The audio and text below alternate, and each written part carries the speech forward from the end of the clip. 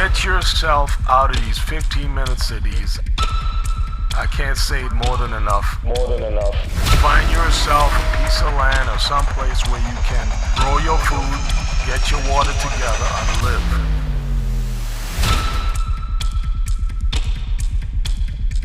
It is a good thing to give you thanks, eternal, our Father in heaven.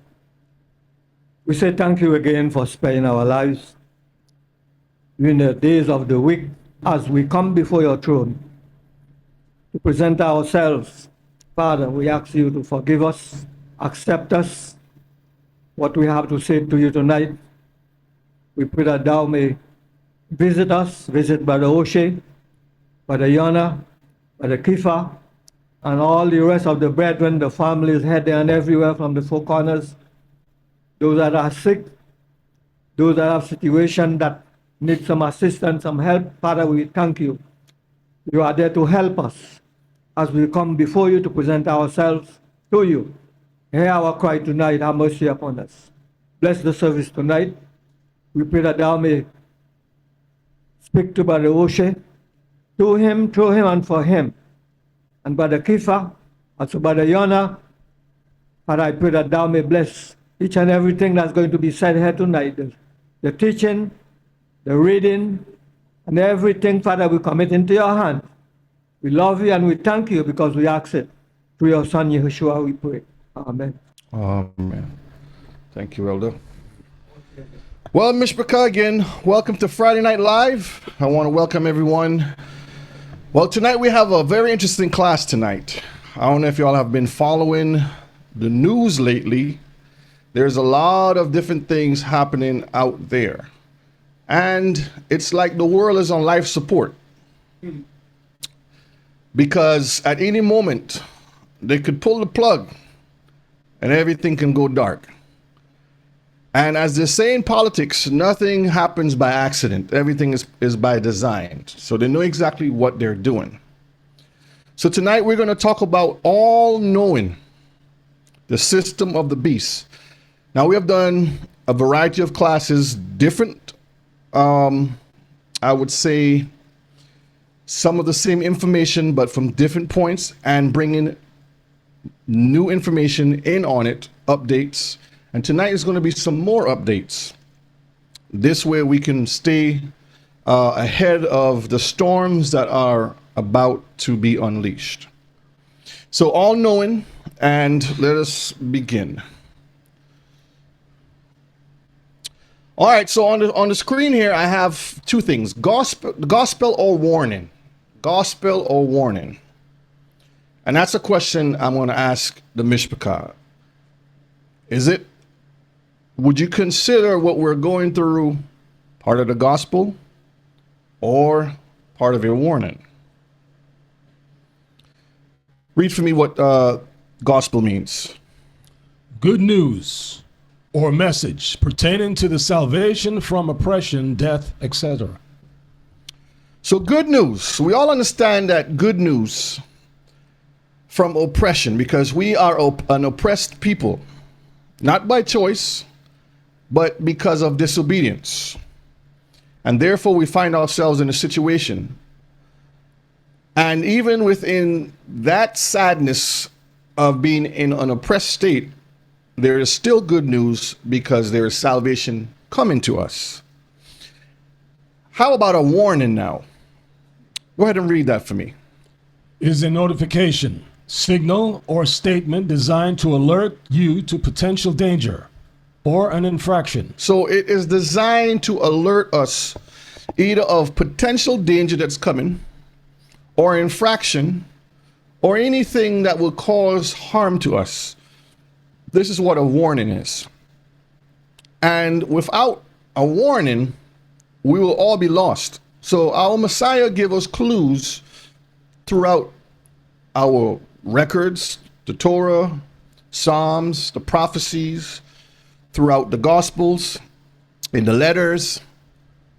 And we have all of these different warnings. And we have all of the Gospels, the good news. And we're going to look at some things to see how this all plays in with tonight's class, okay? So we have the Gospel on one side, which is good news. because the end times to me is good news. That means that our Messiah can return anytime soon. See, I don't want to sit back and be like, no, give us some more time. We need some more time to do other things. No, make the time short. Matter of fact, come tomorrow. We want to put this last kingdom of captivity that we find ourselves under to an end, once and for all. Okay? All right, so the first question I'm going to pose tonight is, do we believe that the prophecies are fulfilling? So put a 1 in the chat if you believe that the prophecies are being fulfilled, or put a 2 if you think that they're not being fulfilled. While you do that, I'll pull this to the side and we're going to get our first text for the night, our first scripture. And we're going to go to the book of Matthew, chapter 24, to open up. And this should be nothing new to the seasoned veterans of Torah. But for the young ones who are coming in and for the first time learning a lot of this stuff, this is part of the prophecy. Our Messiah also prophesied of the things that are to come. Okay? So Matthew 24, and we're going to read verses 4. Go ahead and read that. And Yeshua answered and said unto them, Take heed that no man deceive you. That's the first part of the prophecies that are being fulfilled. Aren't we living in an age of deception?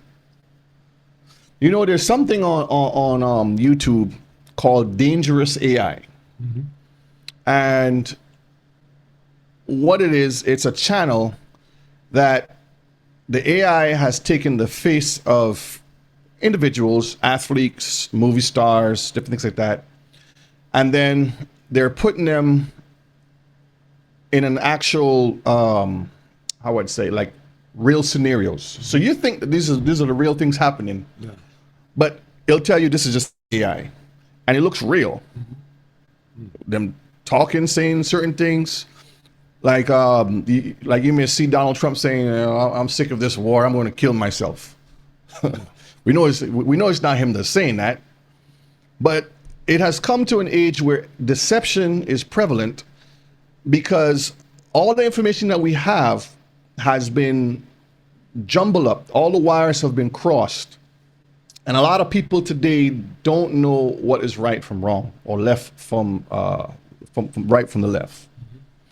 All right, let's go to the book of Ecclesiasticus 39. And we're going to see again that the prophecies are being fulfilled. So do we believe that the prophecies are being fulfilled? And in the chat, a lot of them are saying yes. All right, verses 1. But he that giveth his mind to the law of the Most High, and is occupied in the meditation thereof, will seek out the wisdom of all the ancient, and be occupied in prophecies. This is what we're doing. We are supposed to seek out. We are supposed to give our minds to the laws. In other words, perform, practice, and live and love. Become second nature, like when we're breathing air. And occupy ourselves in meditation, meaning when we don't understand something, we go to our Messiah in prayer. We fellowship with brothers and sisters. And we seek out wisdom. It says, of all the ancient. That means that what was put in past time within our culture through our forefathers, Abraham, Isaac, and Jacob, is what we're supposed to continue on.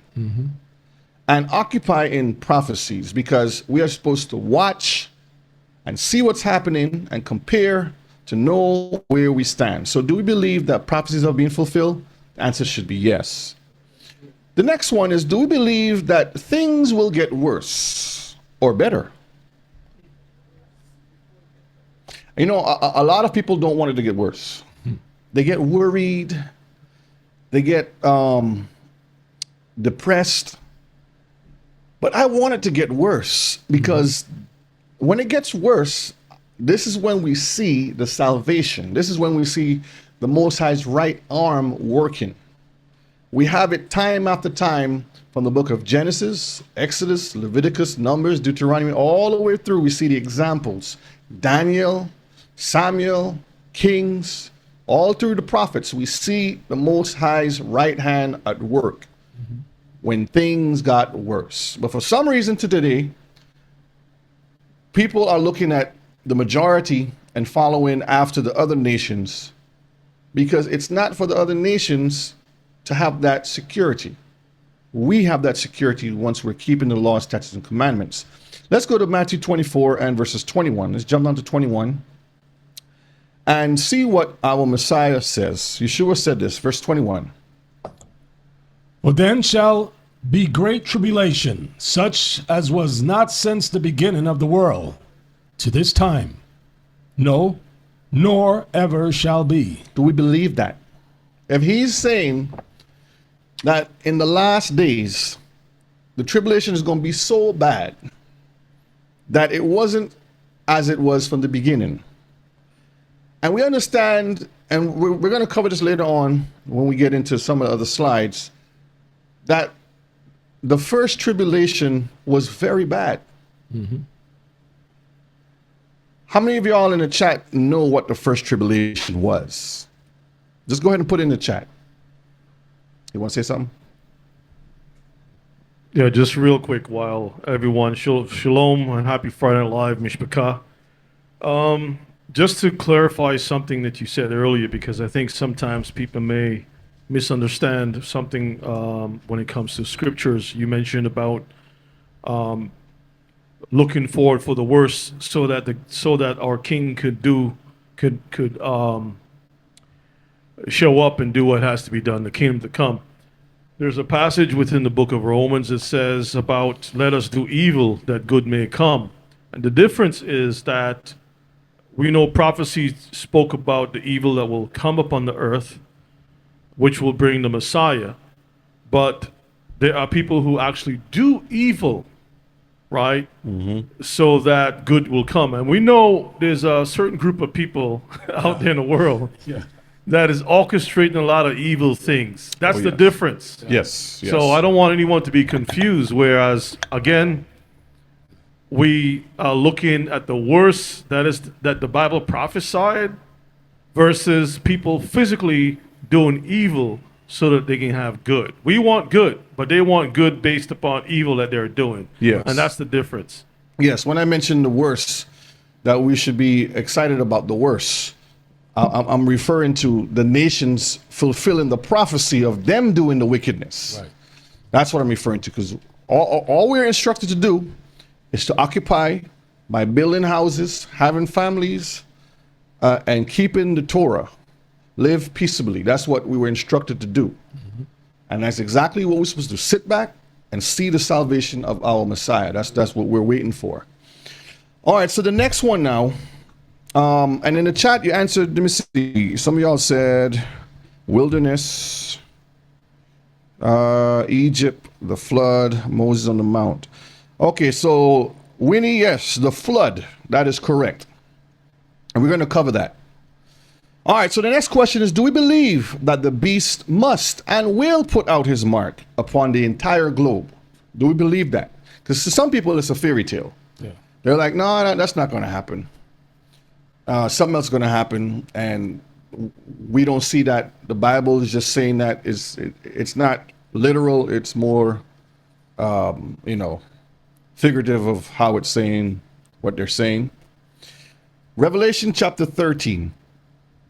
This is one of the well talked about prophecies that a lot of churches don't touch on.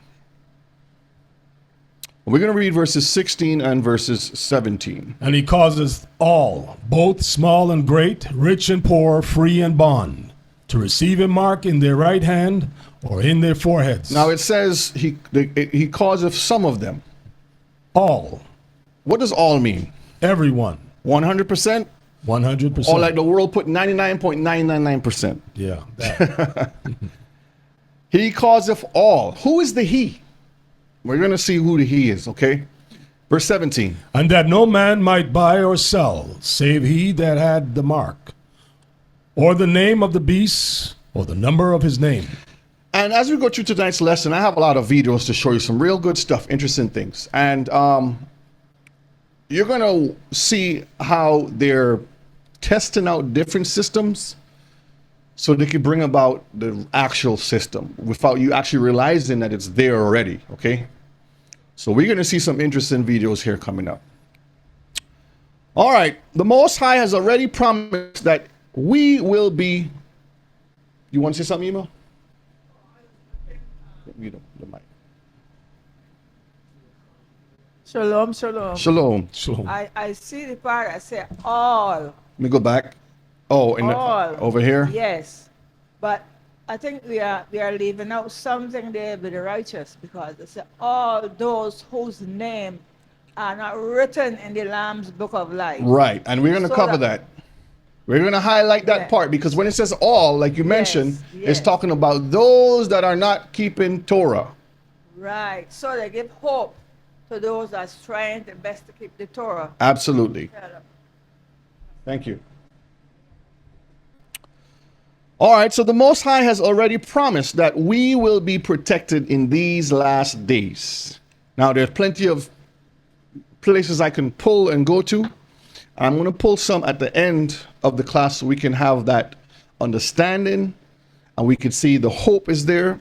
So we don't have no Hebrews panicking, because you know you have some Hebrews that panic a little bit. confused Christianity. Okay, they get a little scared, and it's nothing to be concerned. We should be concerned but not worried. We should be prudent but not scared. You understand what I'm saying? So after the scout report, we will show those promises, because the Most High has promised his people. And I don't know if y'all know what a scout report is. You know what a scout report is? You want to tell them, Mr. Bakar, what Nah, a I'll scout let you report tell is? them. I'll let you tell them. Okay. Let them hear your voice more. Tonight we will be discussing the findings of our scout report, because seeing is believing. When it comes to bringing back a full report and keeping the nation safe, this is what we're supposed to do. When we see something, we want to come back and tell them, Mishpachah, hey, there's danger on the horizon, prepare yourself. And that's all we could do. Noah preached for 120 years about danger coming. Nobody wanted to listen. And yet they say the Most High is not a merciful Elohim. So updating the Mishpachah is what we are supposed to do when we see danger. This is what I call the Joseph effect. Anyone knows what the Joseph effect is in the chat? Anyone knows what the Joseph effect is? Okay, the Joseph effect is when Jacob told Joseph, go out and check on your brothers, make sure that they're good, see what they're doing and bring back a report to me. Some of them didn't like that. And with our Mishpachah, when we're bringing back a report, some of them don't like that. Oh, you're always preaching the doom and gloom stuff. You're always talking about this AI stuff. You're always talking about the end of the world. Isaiah 21 and verse 6. But thus saith Yahweh, saith unto me, for thus hath Yahweh saith unto me, go set a watchman, let him declare what he seeth. Isaiah the prophet was instructed to set watchmen. Let him declare what he seeth. So when we see something, Mishpachah, we have to say something. Because if we don't say something, we will be held accountable. That's just the normal way across the board. It's like you being a parent and you watch your child fall right into the fire and don't protect them. This is what we're supposed to do as our brother's keeper, okay? So, two questions I'm posing before we get into things. Will you be patient, or will you be panicked? Or will you panic? That's the question. Are you going to be one of those Hebrews that panic, or be patient? Panicking Hebrews, they tend to react when stuff happen, right? You mean like Chicken Little? Like Chicken Little. The sky is falling, the sky is right, falling. right. They run around, and you're like, we warned you about this stuff already. We're telling you to prepare yourself. This is how to prepare yourself. But they run around with their head all over the place? Or will you be patient? The Most High says, be still, be patient, and allow him to operate on our behalf. And this is what we're trying to teach our people to do. All right, so we're going to start with the scout report tonight, okay?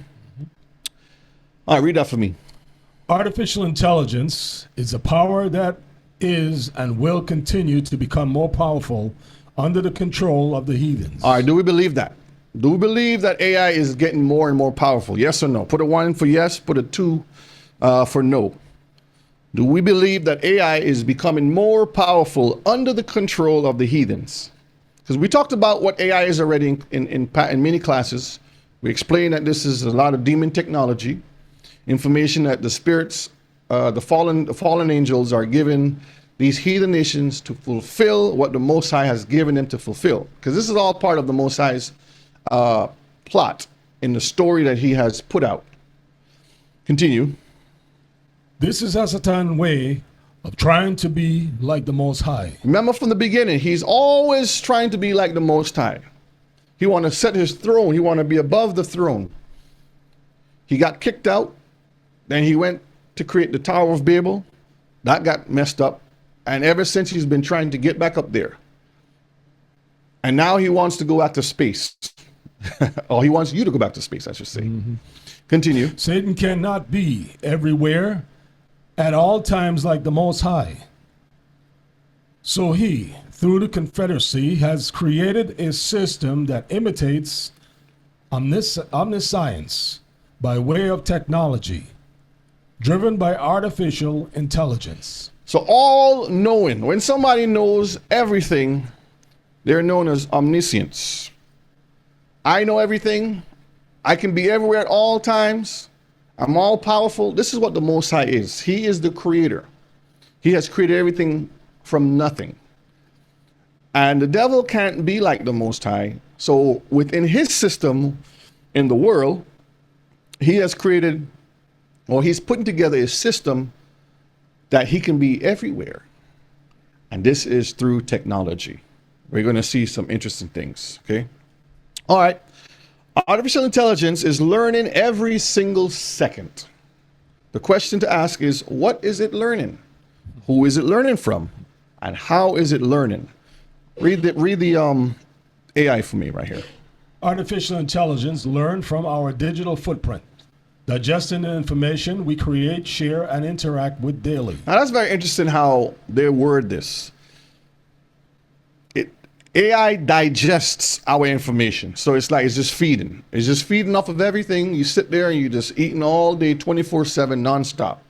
Every time we input something on a smartphone, a computer, or any electronic device, or we go anywhere that has Wi-Fi or connected to the World Wide Web, we are leaving something called a digital footprint.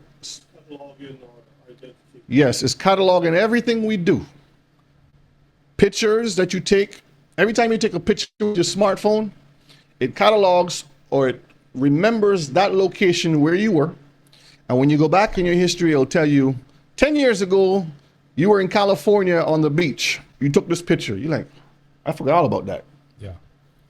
And if you go on Facebook or one of the platforms and you put some messages or whatever it is, it's stored. Everything you have, site you went on, it records all of that. Again, this is the devil's system, because the Most High has his own system where the angels are recording what we do, right? And in order for them to have their system, they have to do it through technology. Continue. It absorbs human language, behaviors, and problem-solving methods to identify patterns, make predictions, and generate new content. That make predictions is where we're headed to right now. This is where we're opening the gate to, so they can know exactly the moves you make and basically control what is about to happen. You say something? Yeah, that's part of what, after new content, to forget to add that these systems are now blackmailing the creators. Yep. All right, we're going to play our first video. I got 2 videos for the first here. All right. Open it big. Y'all can see it. Fair use, fair use. Fair use.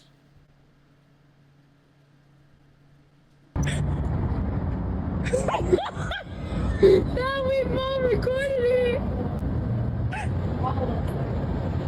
Do I gotta go to you? Wait. Wait. Hi, buddy. Have y'all ever seen this before?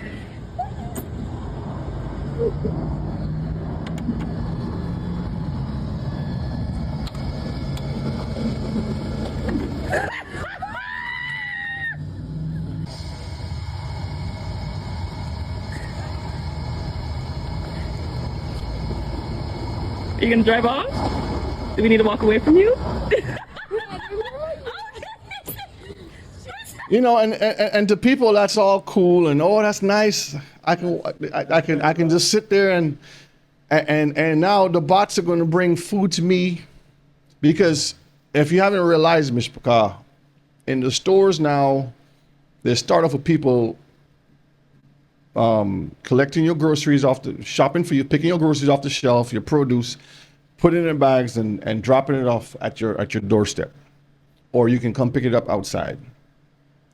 They have created the age of laziness, basically. Now, I play this video first because the next video is going to be very interesting. How many of y'all remember the Pokemon? Y'all remember the Pokemon? Yep. Put a one in the chat if you remember the Pokemon. One in the chat. All right. So the Pokemon, I don't know if y'all remember, there was a thing a couple years back where you had to find these demons. Yeah. That's what it was. And you will get money and gifts and points and all kinds of different things when you find these little demons that was hidden in various places. A treasure hunt. Right? A treasure hunt. Let me see. Hopefully no Hebrews was participating in that, but Yeah, right. all right, we're gonna see what they were doing. Okay, so we're gonna watch this video here and see something very interesting. What they were doing. So pay attention of what they were doing. Fair use. Fair use. Fair use. Fair use. 500 million people installed Pokemon Go within 60 days of its launch. At its peak, 143 million people were walking around parks, sidewalks, and parking lots, pointing their phones at buildings and statues, trying to catch digital creatures layered on top of the real world. That I'm gonna pause it there real quick because remember, some people even died on back. that. Go back. Some people even died. They fall off bridges, got ran over by cars, all kinds of stuff. Go back to the AI. Go back to the AI overview. Yeah, overview? Yeah. Okay, at the beginning? No. Stuff I read. Oh, okay, let me pull this aside a minute. Okay, 1 second. 1 second, right here. All right, you got to remember it says, while you're watching that video, remember what it says. It absorbs human language, behaviors, and problem-solving methods to identify patterns, make predictions, and generate new content. So all that information, while you're watching this, think of that.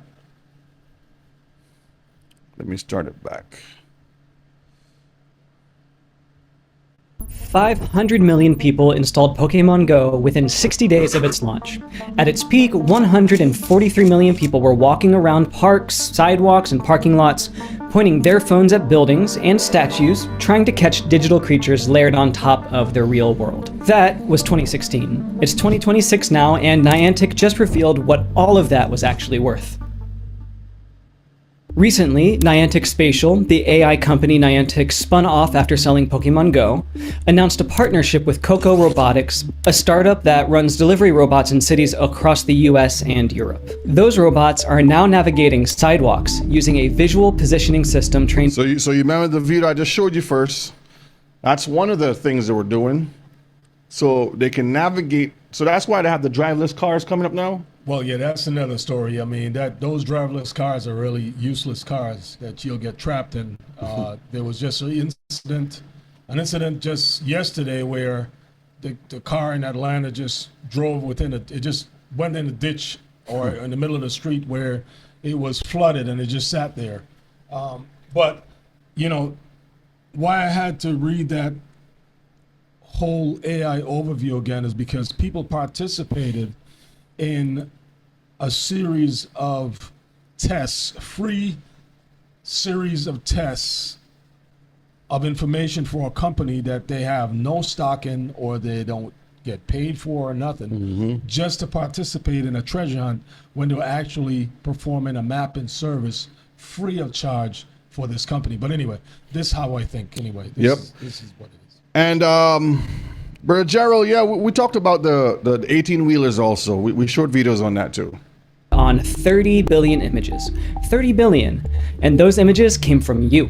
Those images came from your phone while you were catching Pokemon. Players thought the only thing at stake was a shiny Charizard at the local gym. But these players were actually building one of the largest real-world visual data sets in history, and nobody told them. So let's talk about what Niantic actually built, because the technology is genuinely impressive, even if the ethics are questionable. Niantic's visual positioning system can pinpoint your location on a map to within a few centimeters, not using GPS, but by looking at photos of nearby buildings and landmarks. You feed it a So every time you take a picture, that's your location. You left a footprint there, or breadcrumb of knowing you were right there, and they can triangulate exactly where you are. Data is handful of pictures of your surroundings, and it tells you exactly where you are on Earth, down to the centimeter. And the way they got there is kind of brilliant. Pokemon Go placed Pokestops and gyms at real-world landmarks, things like churches, murals, public sculptures, storefronts. That meant millions of And even imagine in churches too. People, sermons going on, and people have their phones out trying to find the demons behind the pulpit. Oh yeah. You can't make this stuff up. players were constantly pointing their phone cameras at these specific locations. Every photo came tagged with rich metadata, exact GPS coordinates, camera angle, phone orientation, movement speed and direction, time of day, weather conditions, and more. But it goes further than that. Niantic introduced augmented reality, or AR, scan tasks. These are missions that rewarded players for scanning real-world locations to create 3D models. And this is where the 3D goggles come in now.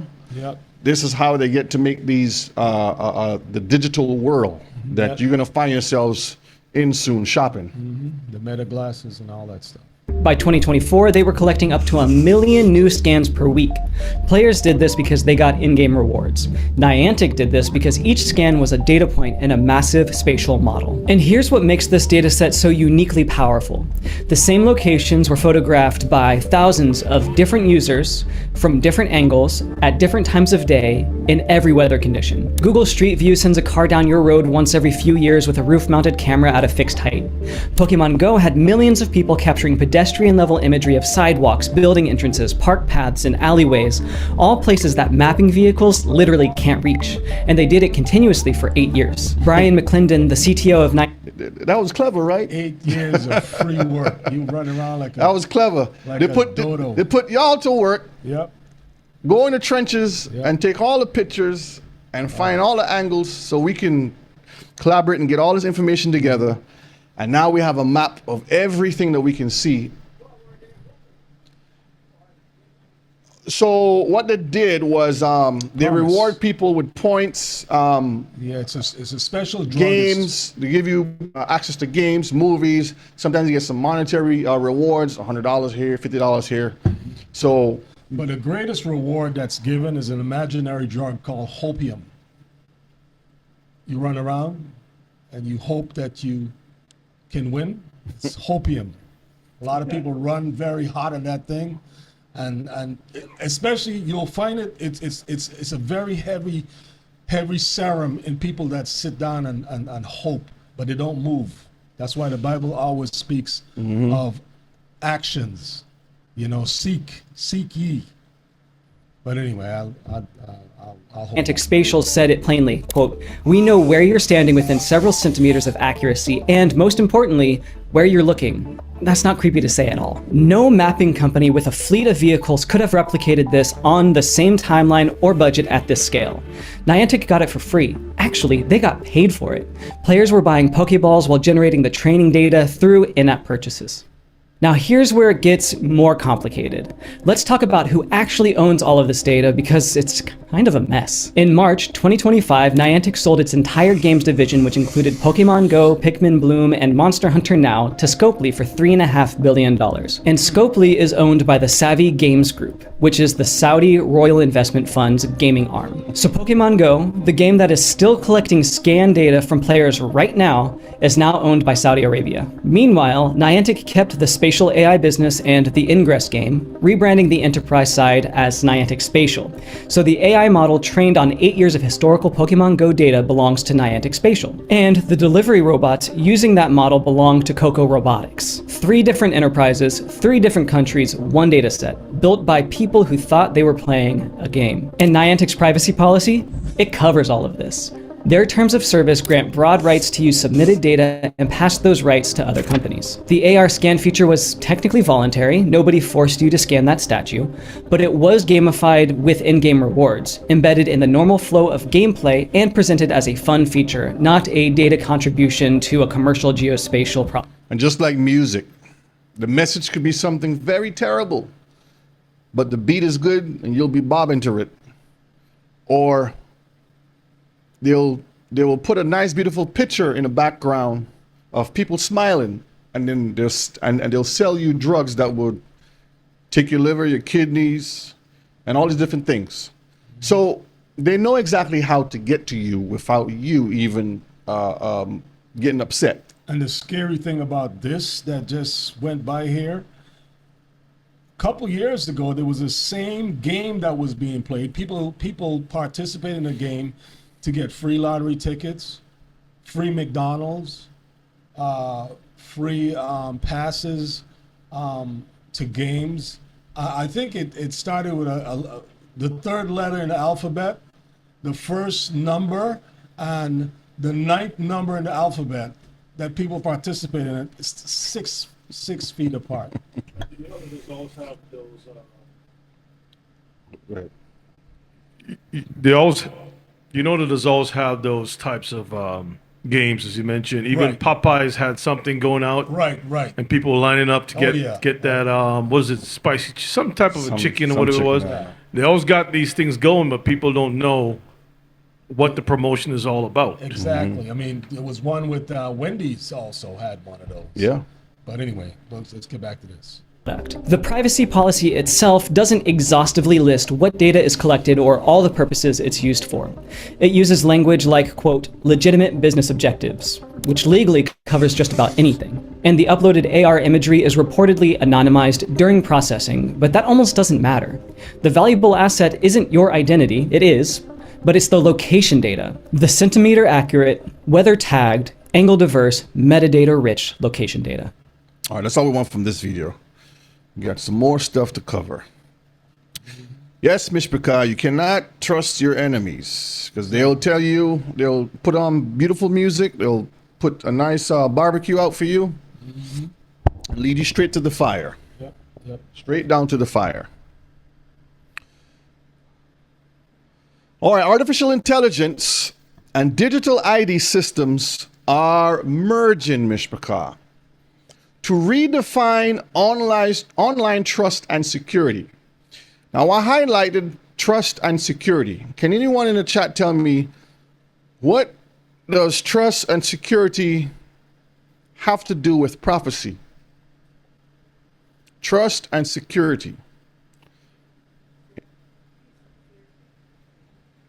You want to grab the mic, Ema? And safety, sudden distraction. So what they're making you to trust them That's right. to secure whatever it is. Peace and safety. And we're going to see that because that's what they have been pushing. Yeah, they've been pushing the boogeyman forever. When they're All the right, boogeyman. read the AI overview. Peace and safety is a core tenet of the Trump administration's peace through strength foreign policy, an approach focused on deterring global conflict through military modernization, strategic alliance building, and bold diplomatic negotiation. More like Right. terrorizing. Terrorism. And that's exactly what it is. It's what you call a front. So they'll paint this picture and tell you this is what this is for. But in the fine print that you don't read is something totally different. Right. 1 Thessalonians 5 and verse 3. For when they shall say peace and safety, then sudden destruction cometh upon them, as travail upon a woman with child, and they shall not escape. You know what's beautiful about this verse? Because a lot of times when you read it from Christian eyes, this is what the Christians see when they read it. For when they shall say peace and safety, then sudden destruction cometh upon all, as travail upon a woman with child, and we shall not escape. That's what I hear all the time. But when you read it for what it is, for when they shall say peace and safety, then sudden destruction cometh upon them. Who's the them? The heathens, the wicked nations, not us who are keeping the Torah. This is where we have to have the understanding, Mishpachah, that everything is falling into place according to the word, to the Most High's will. Okay. Yeah, them that's spoken about there is those that actually accept that peace and safety. You know, that think that okay, great, the peace and safety they're going to give us, but they don't realize that that same peace and safety is the destruction that's going to fall on them. You know, a lot of Christians like using the words no weapon formed against me, but they wouldn't read the rest of the scriptures before and after that text. But anyway, let's go back. So Agent 47 says our vision is one of peace, security, and prosperity. So closer than we think, this is the question. Now, these are some articles that we're going to look at and do a little reading on some of these articles. There's some very interesting things that these people have planned for the world. Now, they may plan it for us, but for those who keep the Torah, it is not going to affect us in the way they think it's going to affect us. Okay? And I'll explain that as we go through the lesson. Digital driver's license threaten to create a great internet lockdown. What does that mean? We're going to see what it means. Dan Ives compares Sam Altman's World Network to Tesla's Nvidia, Palantir in their infancy, and AI meets crypto intersection. So we're going to talk about how the money, because you always have to follow the money, is tied to where technology is going to form a digital global identification for all citizens of the world, as they would say it. Coming soon, America's own social credit system. We're going to see that too. Yeah. National digital IDs in the age of artificial intelligence. So let me pull this to the side a minute. Let's look at this first one here. We're just going to read the highlighted parts on this so we can actually see it. And this is from ACLU. News and commentary. Digital driver's license threatened to create a great internet lockdown. So you remember, and we're going to see a video on that too, where in the UK they was talking about having a digital ID that 7 months ago it started, because he says January he was going to implement it. Right. We are, what month are we in right now? We're in May. May. So that means that has already been implemented in the UK. Okay. All right, let's look at the highlighted parts. Go ahead and read that. Imagine you wake up one day, turn on your computer or phone, and try to log into your social media site. You're greeted by a message. We need to confirm your identity. All right, let's jump down here. Seemingly overnight, you find demands to share your digital ID coming from every direction, online and off. So it's going to be passed around like napkins. Go ahead. Want to enter a convenience store? Scan your ID. Want to browse a clothing store? Buy a cup of coffee? Park your car? Scan your ID.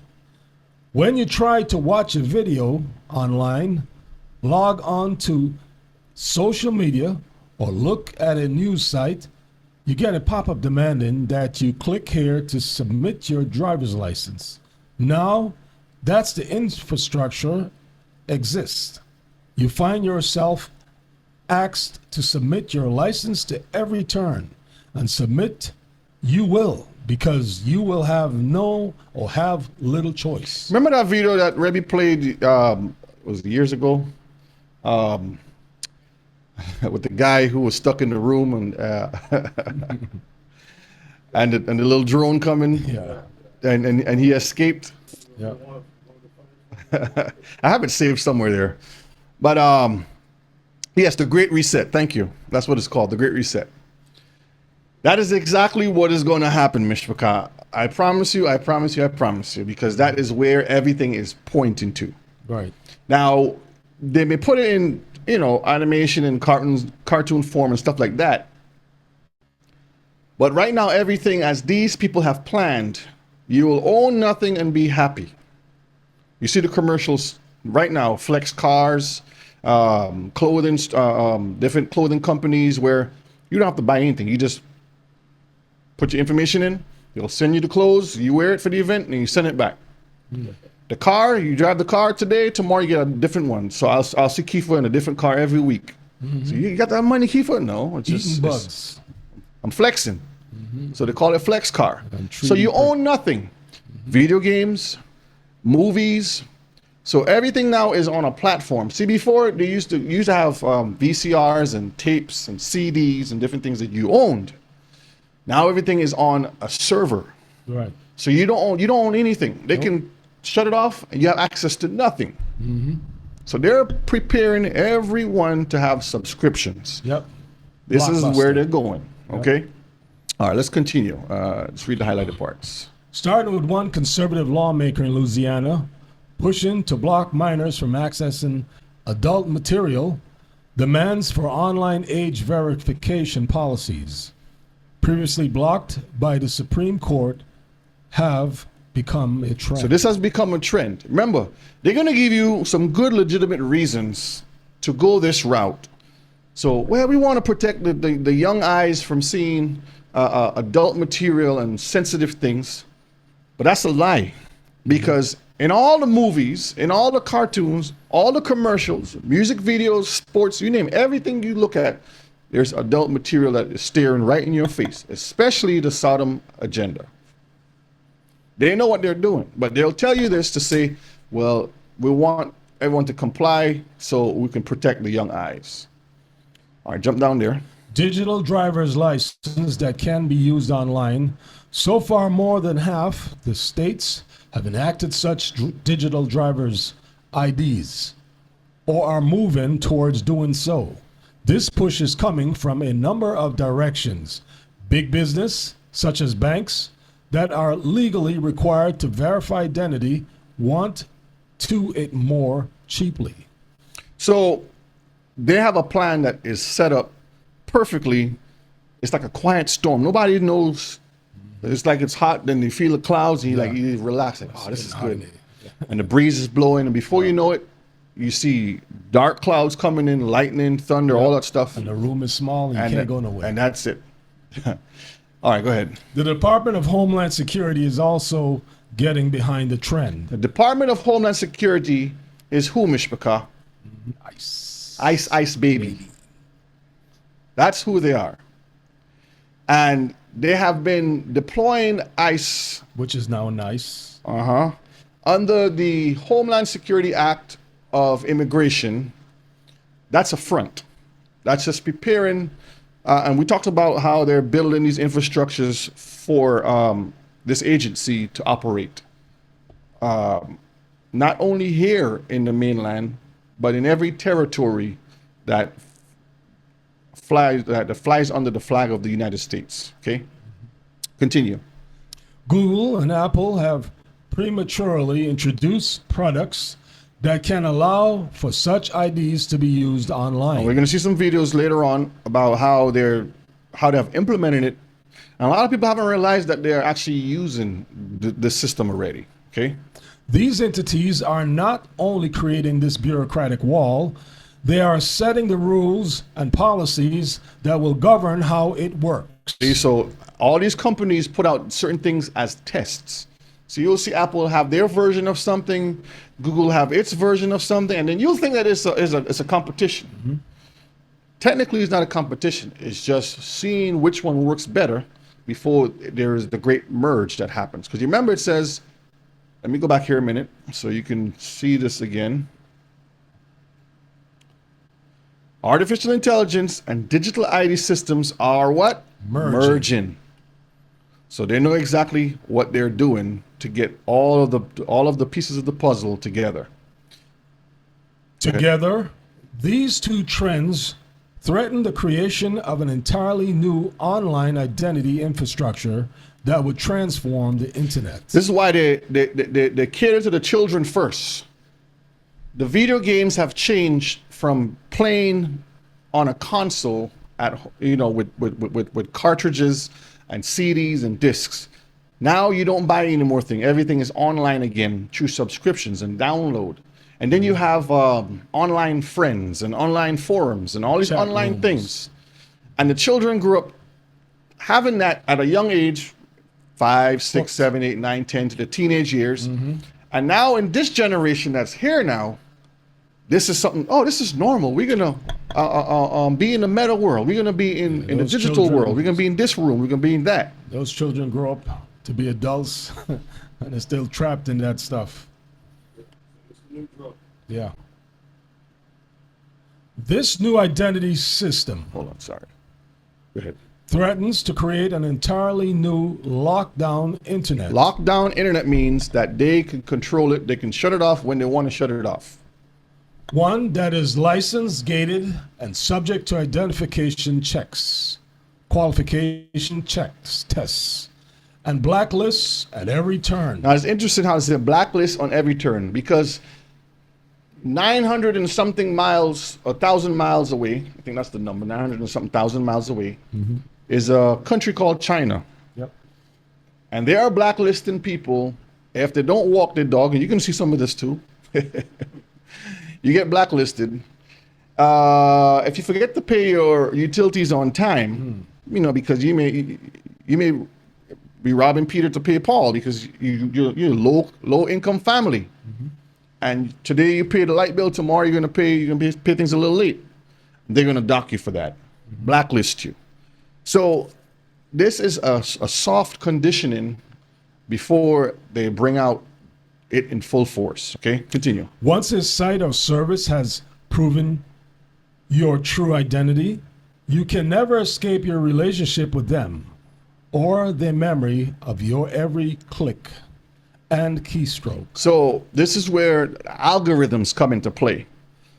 So you could be sitting there and all of a sudden you're like, why is sneakers popping up? Me and Kiefer was just talking about getting some sneakers and all of a sudden on my phone, sneakers popped up.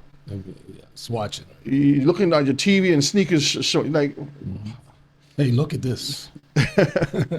you watch one sneaker and then every time you open your phone, you see sneakers. Yep. This is what they're doing. Oh yeah, you're looking at traveling someplace. Mac and cheese, right? Yeah. Yeah. Grab the mic. And make it worse if everything is synced. Yeah, we was in the store and looking to get some cheese because planning on having some mac and cheese. Brother X is When I laughing. got home, Yeah. on the YouTube on the screen, Uh-huh. Kraft macaroni and cheese. Now I wasn't buying the Kraft. I was just getting a block of cheese. But all of a sudden it just popped up on the YouTube, and I never seen it before. Kraft macaroni and cheese right there in the between Oh, yeah. watching the videos, and so that's amazing.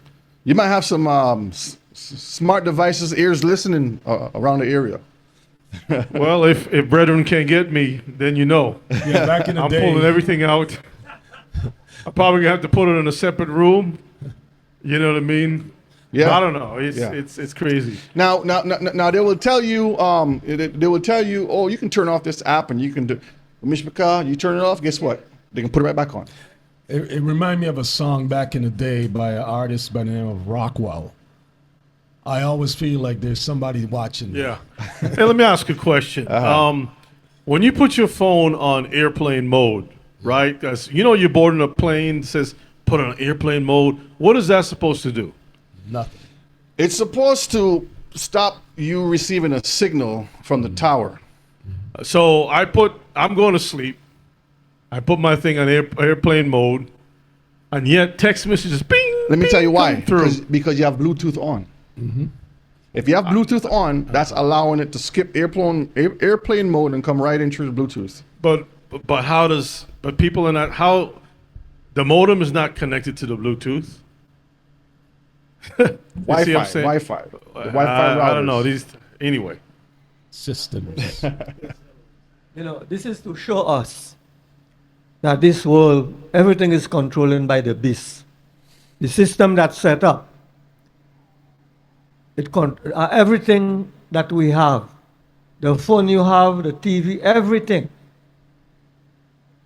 that we're using is controlled by the system of what the world. Way back, we was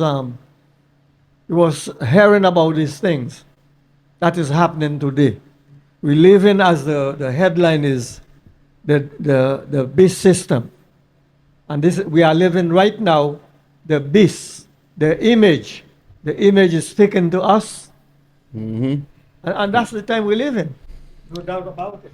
But and all the things that we see, Mishpachah, today is old technology. These things have been out the 70s and 80s, but it hasn't been released. And now they're starting to release things because they've been testing certain things out on the market. And when in certain countries, they'll test certain things that you don't hear about before they release it worldwide. Okay? All right, continue. Digital. Digital checkpoints could also be based on gender. Uh-oh. So what happens if you are Between genders? yeah, what do you call them again? Transformers. No, not the Transformers. Crinkle people? Help me, Mr. Car. No, when you're not male or female, you are, huh? Pronouns, right? The pronouns. They, not non-binary. That's what I'm looking for. Thank you, Emma Battelle. Non-binary. You said that? I didn't hear you. So what happens if you're non-binary? You're not a gender. That this doesn't apply to you. All right, continue. Place of residence. So if you live in a certain place, this is where the 15-minute cities come into place. So they'll have things set up where you are in zones, okay? Your citizenship. Uh-huh. Or any other fields, present or current, or future ID cards. So those ID cards will be zoned, so you can only have access to certain areas. And if when you go, you put your card, oh, it's not working. Access denied. Access denied. How is that supposed to be helping anyone? It's helping them and their system. Let's look at another one here.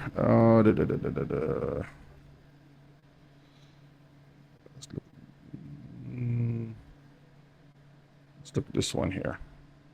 Open them all up. And then we're going to move on to the next slide with the feeder. Let's see. This one here, I didn't highlight anything. We're just going to run through this real quick. This is very interesting. This is China's, this is back in 2018, okay?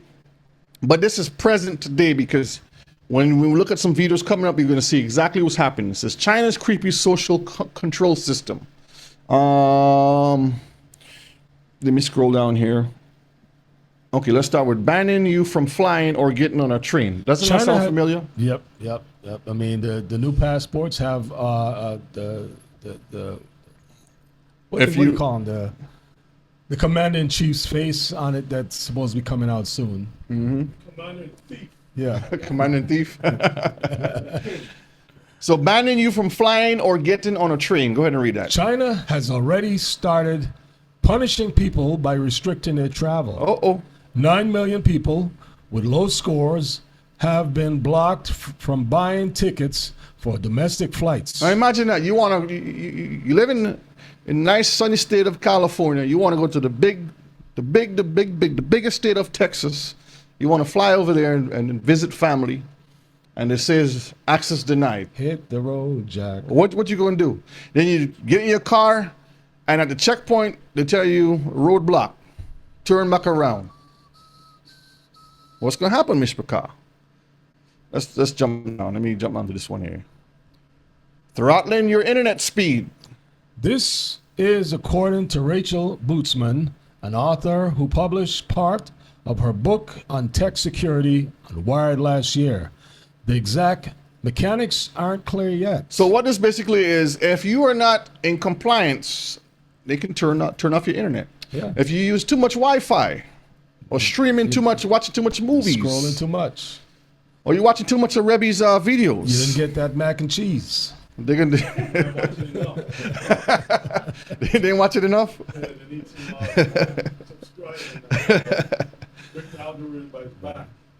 Banning you and your children from the best schools Kids. because they don't want you to go to their, their Ivy League schools, that they would call it. Stopping you from the best jobs. So if you went to school for 15 years and got all the degrees, masters, the only job you get is flipping some burgers or washing some cars. So you're not qualified because your score is not high enough. Yep, you become a quarter with. You don't meet the qualifications because of all of these things that they put down here. Yep, an imbecile. You might not have the complexion for the connection, Yep. and all kinds of different things that can happen. Yep. Keeping you out of the best hotels, so they send you to the Roach motels. People who refuse military service, who don't want to be drafted, Uh-huh. were also banned from some holidays and hotels, showing that vacation plans are fair game too. Uh-oh. Look at this one. Getting your dog taken away. The eastern Chinese city, Jinan, started enforcing a social credit system for dog owners in 2017, whereby pet owners get points deducted if the dog is walked without a leash or cause a public disturbances. Those, Now you may say, yeah, that may be something good, to make people do their stuff. But it goes deeper than that, Mishpaka. you might get flogged or caned. Okay. Being publicly named as a bad citizen. This is where the snitching comes in. the snitches. I don't like this brother, this sister, or this person here. Blacklist. They look at me the wrong way, whatever reasons. The people come up with all kinds of different reasons. They don't like you because you're an Israelite. That's the number one reason. Okay? And the list goes on. So this is just some interesting things that they have. This is the Citizens Handbook. All right, let's look at another one real quick. China's Social Credit System Award. Let me open this big so we can read it. Actually, let me do this instead. Hold on.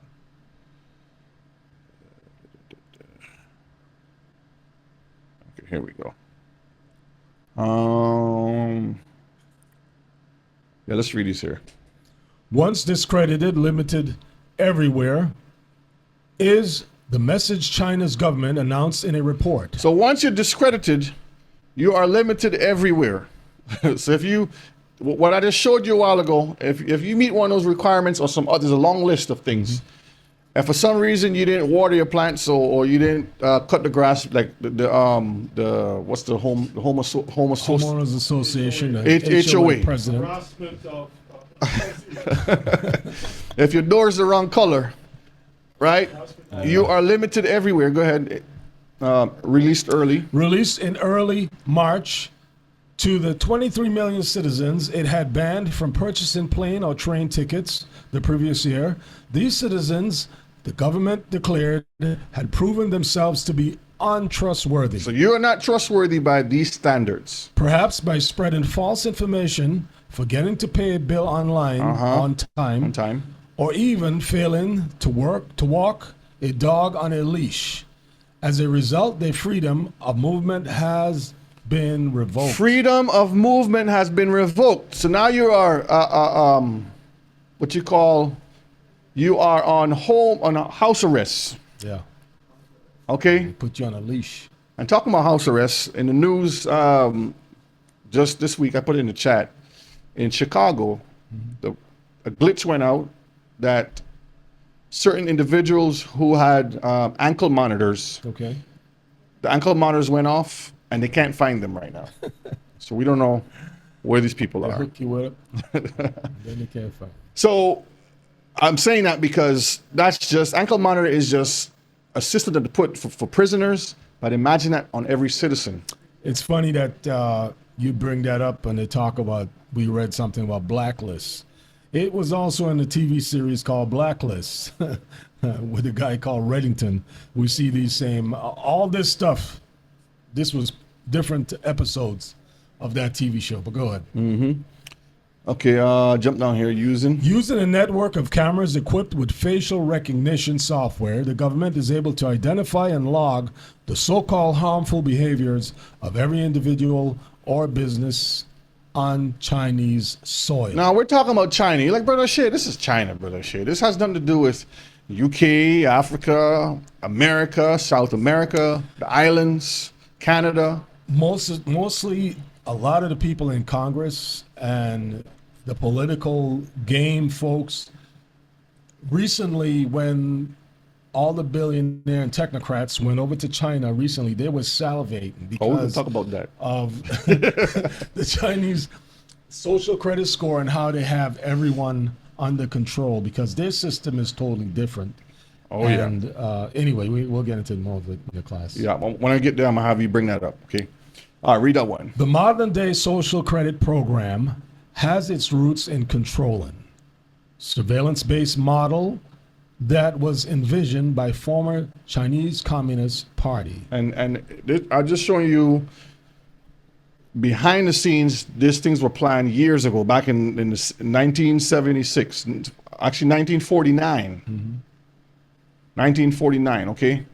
Go ahead and read this one here. In some ways, the social credit system is simple, an extension of the ongoing mass surveillance program in China. So the social credit system is an extension of the mass surveillance system that you find in China, okay? If you want to see that, watch a TV series called Rubicon.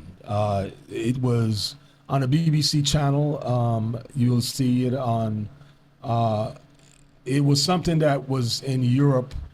The British people was being under surveillance, which it still is, under surveillance in Britain, and to show you how everything is connected from the certified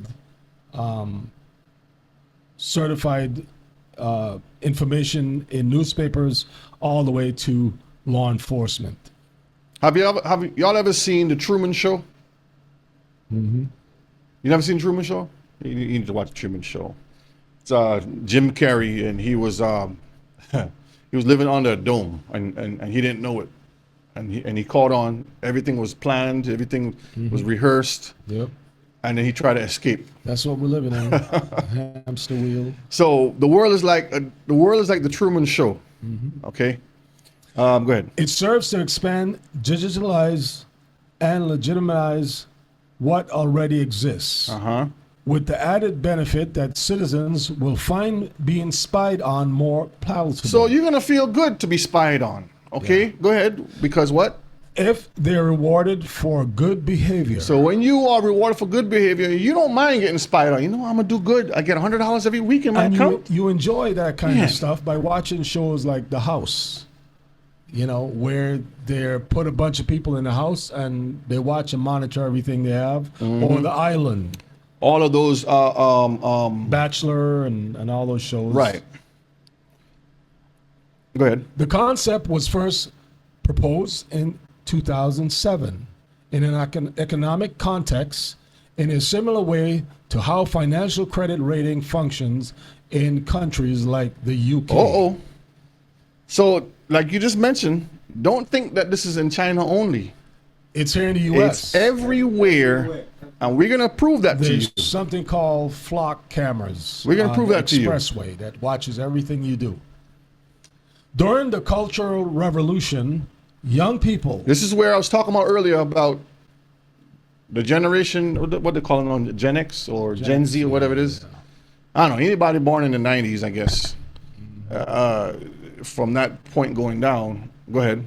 Were literally required to report on counter-revolutionary behaviors or thoughts of their parents. So, like, they tell you if your parents is beating you, call 911. Or if you see something, call 911. report your parents. I was watching a thing on YouTube the other day. People find it, they say cute. I was like, that's not cute. That child needs a whooping. Yeah. You know, children do stupid stuff, and the parents sit there and laugh. So the young boy, he probably is like 3 years old, 4 years old, whatever it is. And his father opened the door, and he was coming in. His father's like, move out the door. Move out the way. He's like, no, Alexa, call 911. Yeah.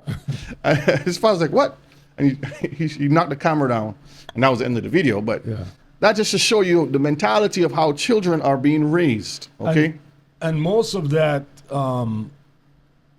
behavior that is an upload behavior of people catching different things that with this social experiment that is basically Instagram, Facebook, TikTok. It's a social experiment that will later on turn out to bite you, because before you lend a hand to assist someone, you rather take your camera and either take a picture of it to post it, or you're documenting everything. Get likes. It's like you become a journalist overnight. Yeah. Everybody's a journalist. You walk around with a camera and they're reporting everything they see. Yeah.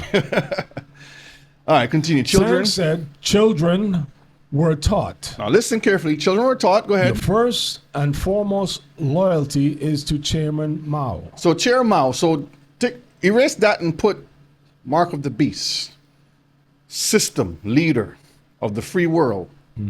Okay? Antichrist, whatever you want to put there. Continue reading. You can't trust your family. So don't trust your own mother and father or sister and brother. You can't trust your friends. Don't trust the mishpachah. You can't trust your teachers. Don't listen to the teachers. You can't even trust the party when it comes down to it. This long period of political conditioning created an atmosphere of tension and distrust that is an underlying pervasive force in the modern era. And this is where that generation today is operating over there in China and some places secretly around the world where they're being rewarded to have this type of behavior. Let me see what else I have down here. Okay, these last two here. While the system has been likened to an episode of dystopian drama Black Mirror, it's a terrifying, inescapable reality for today's Chinese citizen. Sang described it as Orwellian madness on steroids. The level of control the social credit system gives the government is likely to increase further in coming years as facial recognition software becomes more advanced. There is nowhere to hide. There's nowhere to hide, Mishpachah. They see everything. Remember I told you, the devil wants to be like the Most High. So he's using technology, demon technology. This is where you're going to see some of the videos I'm going to play next. How they're using this stuff. Go ahead. And if you're on the run for any reason, if you're a Hebrew running from these people, as a political dissident, for example, you've got nowhere to go. But that's what they say. But the Most High has already have a place for you and I to go when it's time to be on the run. And we're going to talk about that later on. Go ahead. Tsang said, the more social credit is expanded, the more control the government has, and the more China moves away from resembling any kind of democratic society.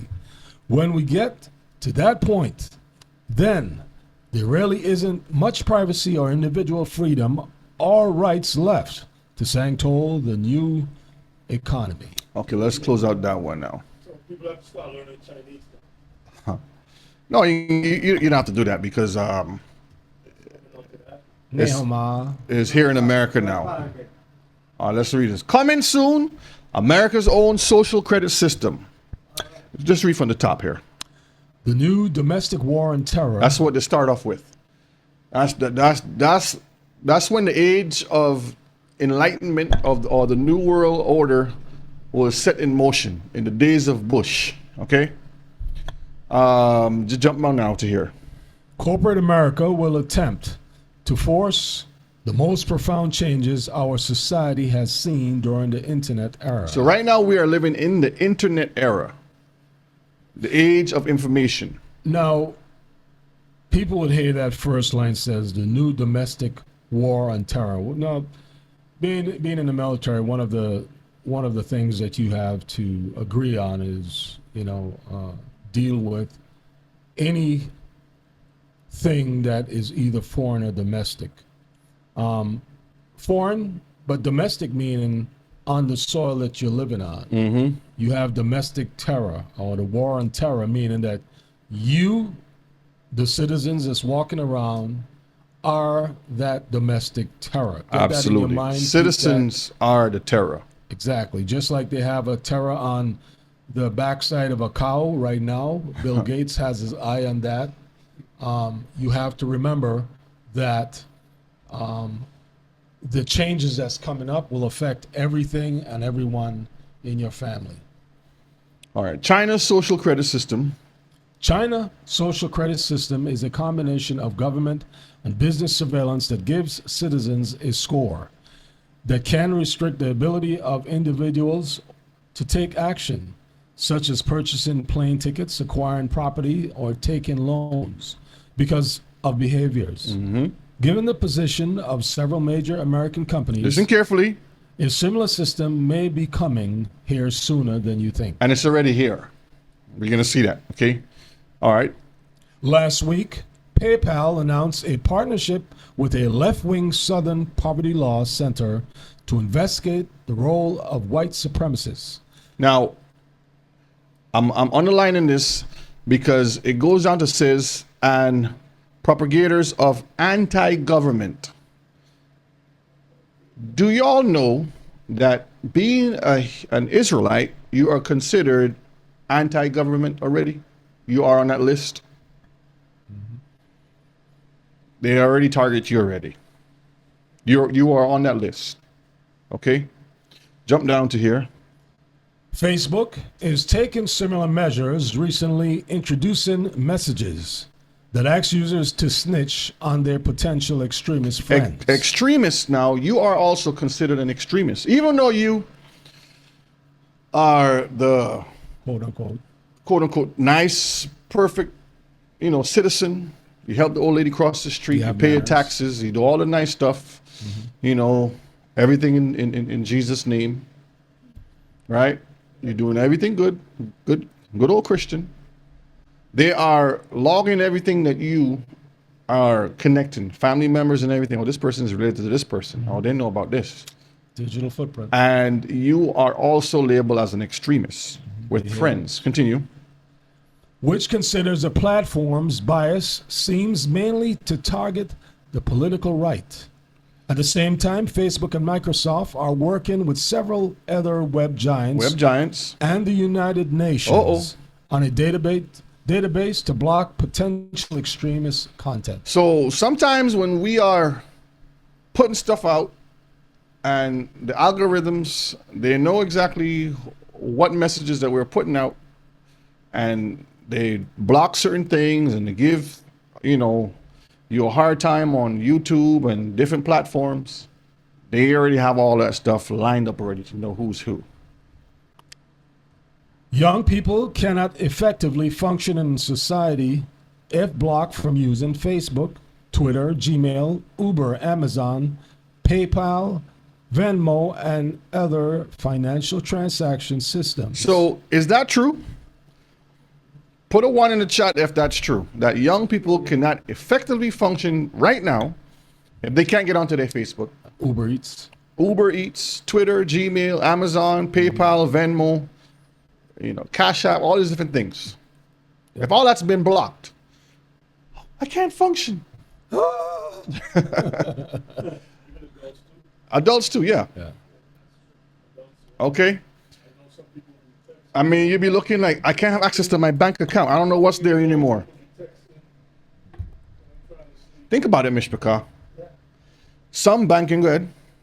Some banking platforms already have announced a ban on certain legal purchases, such as firearms. Because they want to take away that amendment to bear arms. That's what they're working on. That's why you see all of these first-person shooters and all kinds of crazy stuff happening. The creation of a digital dollar would put an exclamation point on a new social credit score, working in conjunction with major tech companies. Major tech companies. Citizens not convicted of a crime could lose their ability to transact any business. So let me explain what's going on here. China has it through the government. America is doing it through business companies. Because we all use different platforms. We all go to different companies to use their services, major tech companies. We're going to see that. Okay? Just last week, the British government announced its own version of a health social credit system. And the health department is linked right into that. Go ahead. China's system was announced only 7 years ago, considering the growth of algorithms and dependence on tech giants. The ability to track, censor, and eventually punish ordinary citizens will be mind-boggling by 2030. And we're almost there. 4 years away from the doorstep of 2030. I mean 2026. Let me make sure I do my math right. 26, 27, 28, 29, 30. I just want to make sure I do my math. Yep, most people have their head in the sand, not paying attention. All right, that's it for that. All right, let's move on now. So we're going to look at some more interesting things. So, Mishpachah, we are closer than we think. Yep. Oh, look at this beautiful picture right here. Y'all remember the movie Lord of the Rings? We've talked about this with Palantir, right? The orb is the tech world's all-seeing eyeball. You know, Satan has his all-seeing eye on the dollar, and you see it on the Ra and Egyptian paintings and stuff. You see it in the occult world. You see it in all kinds of different things. The all-seeing eye. This is the tech world's all-seeing eye. They have two of them, two eyeballs. One made, it's called an orb, and one is called Palantir. Okay, just like Palantir's crystal ball, it's the same dirty eyeball of Satan peeking at you. That's what he's doing. He's looking right at you. You're looking at him, and he's looking at you. We're going to see some things here. Okay, I'll read that for me. AI overview. World ID is a digital proof of human protocol created by World. Now, how many of you have heard of the World ID? Put a 1 in the chat if you heard of World ID. Have you all heard of the World ID before? World ID. Okay, continue. Formerly WorldCoin. Now, I find it interesting that it was called WorldCoin. What does a coin or money have to do with an ID? It's like they're two different things. But one is an identification means to identify you, and one is currency. Didn't the Bible say buy and sell? Okay. All right, continue. It functions. It functions as a global privacy preserving digital passport that lets you prove you are a unique, real human online without having to reveal your personal identity. We're going to look at some things here. Let me put this to the side. I mean, a lot of people probably can't remember growing up. You post link in the chat? 50, 60 Okay. years ago, in the toy aisles, there was this black round ball that's called a magic 8 ball, where you shake it or you talk to it. Now you actually got the actual. That's conditioning AI. the children. Yeah. See, they put things out for children to play with, and you shake this thing and you talk to it, and you just condition you. We're gonna look at this website here. I'll play the video in a minute so you can see it. But look at this here. A device that verifies you are a unique human. See, now they'll tell you, well, we want to make sure that you're not a robot. Using a device to detect a human being. Why not use a human being to detect another human? Magic 8 ball. That's the magic 8 ball. And y'all can go look at it on the website. You'll see all the crazy stuff that they have planned for you. Okay? Come into a store near you. All right, let me pull this back here. We can look at the video here. So let me play this one first. Fair use. Fair use, fair use. big. Intended for educational purposes. and I helped information. start a project called WorldCoin a few years ago. And so I've gotten to like learn more about the space. If you notice, all these tech people can't speak properly. They either have a demon in them or they're on drugs. If I was reading that way, What if we sound like that, Mr.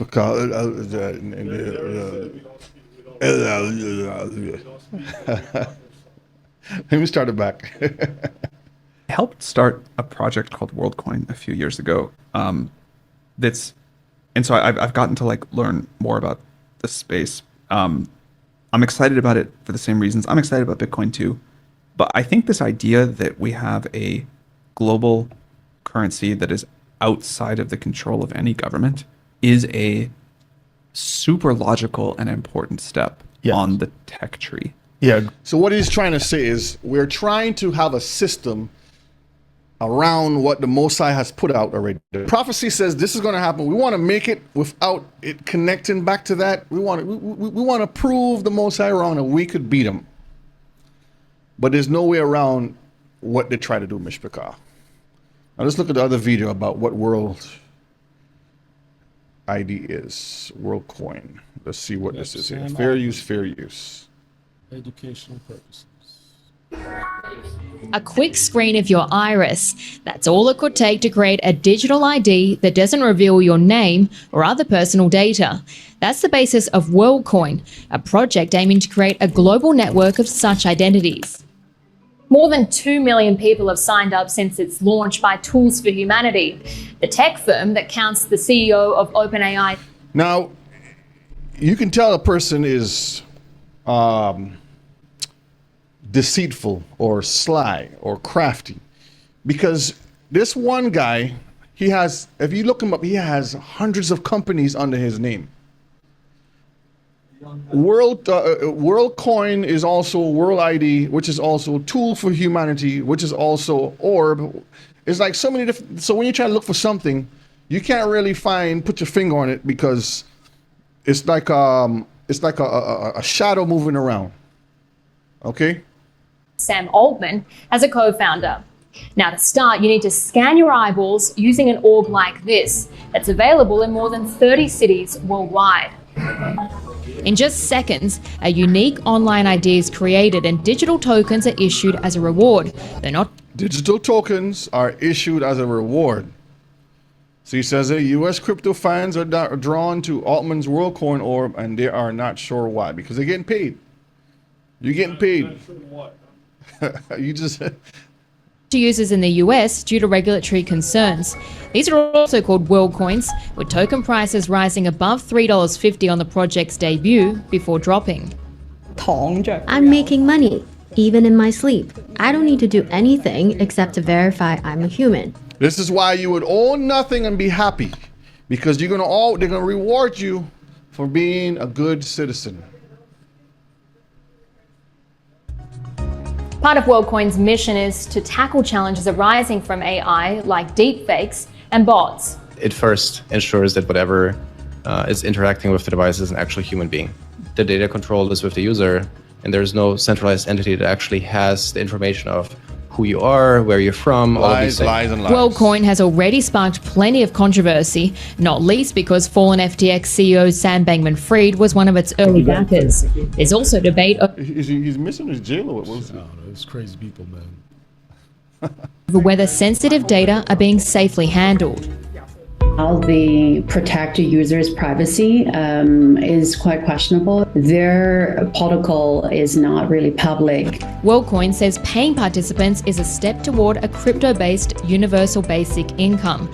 However, it's faced criticism from the likes of MIT for targeting consumers in the developing world first.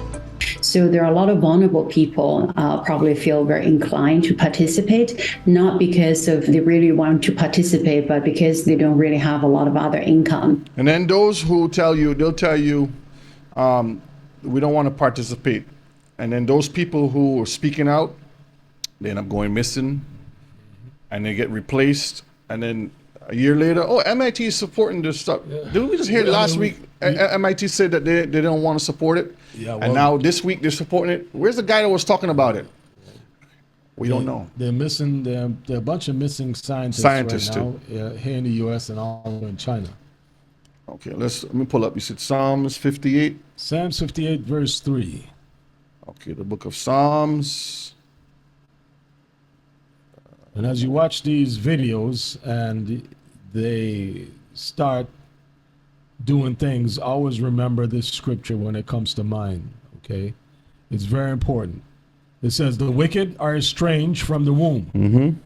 They go astray as soon as they be born, speaking lies. That's what they do. They speak lies. They'll tell you, oh, you can't be tracked. Oh, this is this and this is that. They're lying to you. They know exactly what they're doing. Okay, let me go to the next slide now. And you see down here, it says, let me pull this one up here. This is from Time Magazine. It says, the orb will see you now. Yep. See that right there, Mr. Ka? May 27th. The orb will see you now. A year later. We don't have to read this, but How come it's not too wide? it's all seeing eye. It's sitting, yeah, it's sitting looking right at you. It's on the dollar, yep, on the dollar bill, right, Elder? You looking and sitting looking right at you. There it is right there, see? Sam Altman's project World ID 4.0 will make you verify your humanity in the AI era. Aren't we living in the AI era, Mishpaka? Okay. What we're talking about right now, any day now, will become mandatory globally because companies are going to require certain things to be coming out. And then from that, the governments make it official because the governments contract the companies and the governments pay these companies. Before you know it, you're just like China. I mean, from the terraforming of the earth to the biogenetics and the biofoods and the vaccines and everything, humanity is probably not going to be a word that is going to be or human or whatever it is. Mm-hmm. It's going to be questionable who you are. All right, this is The Economist. Y'all remember this newspaper? This is back in the 80s. All right, this is The Economist. Go ahead and read that for me. Over the past few months, shiny metallic orbs have materialized cities around the world, from New York to Berlin to Tokyo. So every place in around the world, the orb is present. They are using it. It hasn't been mandatory as yet, but the companies are testing out a variety of ways of implementing it. Okay, go ahead. Its creators hail the orbs as revolutionary devices ushering in a new era of global humanity and and financial stability. Its detractors slam them as invasive, dystopian, and exploitive. Welcome to the rollout of WorldCoin. So WorldCoin, if you notice how they label these things. Now, on a side note, I remember back in the day when the airline companies had their own companies. But I can't remember what year it came out. I want to say 97 or 98, around that time. American Airlines was the first company to form One World Alliance. And then under that, you have Air this and Air that and Air France and Air Canada, Air Jamaica, all these different companies under there. Mm-hmm. And you see that One World sticker on it. Yep. We are being conditioned. Yep. Soon from now, you're going to see all the airlines fall under the One World Alliance. Because Delta right now is not under that alliance. They have their own alliance. So watch and see, Mr. Picard. And if you really pay attention to the FIFA upcoming cup, you look at the feet of this phoenix, this bird, the ball is being held by those same feet. Mm-hmm. Welcome to the rollout of WorldCoin. an AI meets crypto project from OpenAI founder Sam Altman that has stirred endless controversy. The startups use orbs to scan people's eyes in exchange for a digital ID and possibly some cryptocurrency, depending on on what country they live in. And you can see it right here. The money is gone. That's what this means. The money has been transformed into a phoenix of digital coins. Okay? This has a lot of symbology that we'll talk about another time. Have y'all ever heard of the term singularity? If you haven't, read that for me. The term singularity most prominently refers to the technological singularity, a hypothetical future point in time when artificial intelligence advanced so rapidly that it surpassed human control. This is called the age of the beast. We're going to see that. Prophecy is fulfilling right before your eyes. This explosive intelligence growth would fundamentally and unpredictably alter human civilization. It's going to change what we know as normal to something different. All those movies that they've been conditioning you over the years, Minority Report, Star Wars, Star Trek, The Jetsons, you name it. The list is long. They've been conditioning you for years to get normalized understanding these things. So when you start seeing it, you're like, oh. Like who would thought back in the Elder, let me ask you a question. When you was growing up, Elder, would you have imagined of using FaceTime today? Look at the phone and you can talk to your family member across the world in current time. When I was living, we had You got the mic. how do you call it? Telegraph. Yeah. Some of us don't know what is Elder. In those, they used to have the like telephone wire passing through. They have the thing that is station, and they have the office. You want to telegraph somebody and things like that. But all this thing done. Gone. Gradually, that's why they have the young people today. They have the school teaching them the system. So all this thing that going on now, sooner or later, maybe months from now, this thing going to finish. Video chat. Yeah. All right, we're going to look at some things here now. Let me pull this aside. Look at another video. Very interesting. Fair use. Fair use, fair use. Educational purposes only. Okay. Tell you where I think things are going to go, which is that we're not going to have a phone, or in the traditional sense. Essentially, you'll have AI on the server side communicating to an AI on. So he said you won't have no more cell phones. So you won't have no more cell phones like this. You'll have AI talking in your head. So you'll have a little demon whispering in your ears. Y'all ready for that, Mr. McCall? Yep. Let me go back a minute so you can hear it again. Tell you where I think things are going to go, which is that we're not going to have a phone, or in the traditional sense. Essentially, you'll have AI on the server side communicating to an AI on your device, formerly known as a phone, and generating real-time video of anything that you could possibly want. And I think that there won't be operating systems, there won't be apps. So if there's no apps, what will people use? Like, will X still exist? Will there be email platforms, or will you get everything through AI? You'll get everything through AI. Everything through AI. What will be the benefit of that, as opposed to having individual apps? Whatever you can think of, or really whatever the AI can anticipate you might want, it'll show you. Imaginations is what they go off of. And what kind of time frame are we talking about here? It's probably 5 or 6 years or something like that. Tell you where I think. Now, if you look at this video, this was last year. He said this. 2030. 2030. Last year. Yes. All right. I sent you. You sent me something? I sent you something that we can just pull up. Okay, let me see. Go ahead.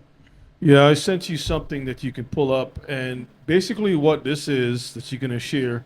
We're not going to read it, but it connects what you talked about with the ID system that they're pushing, right? And also they're connecting that with universal income.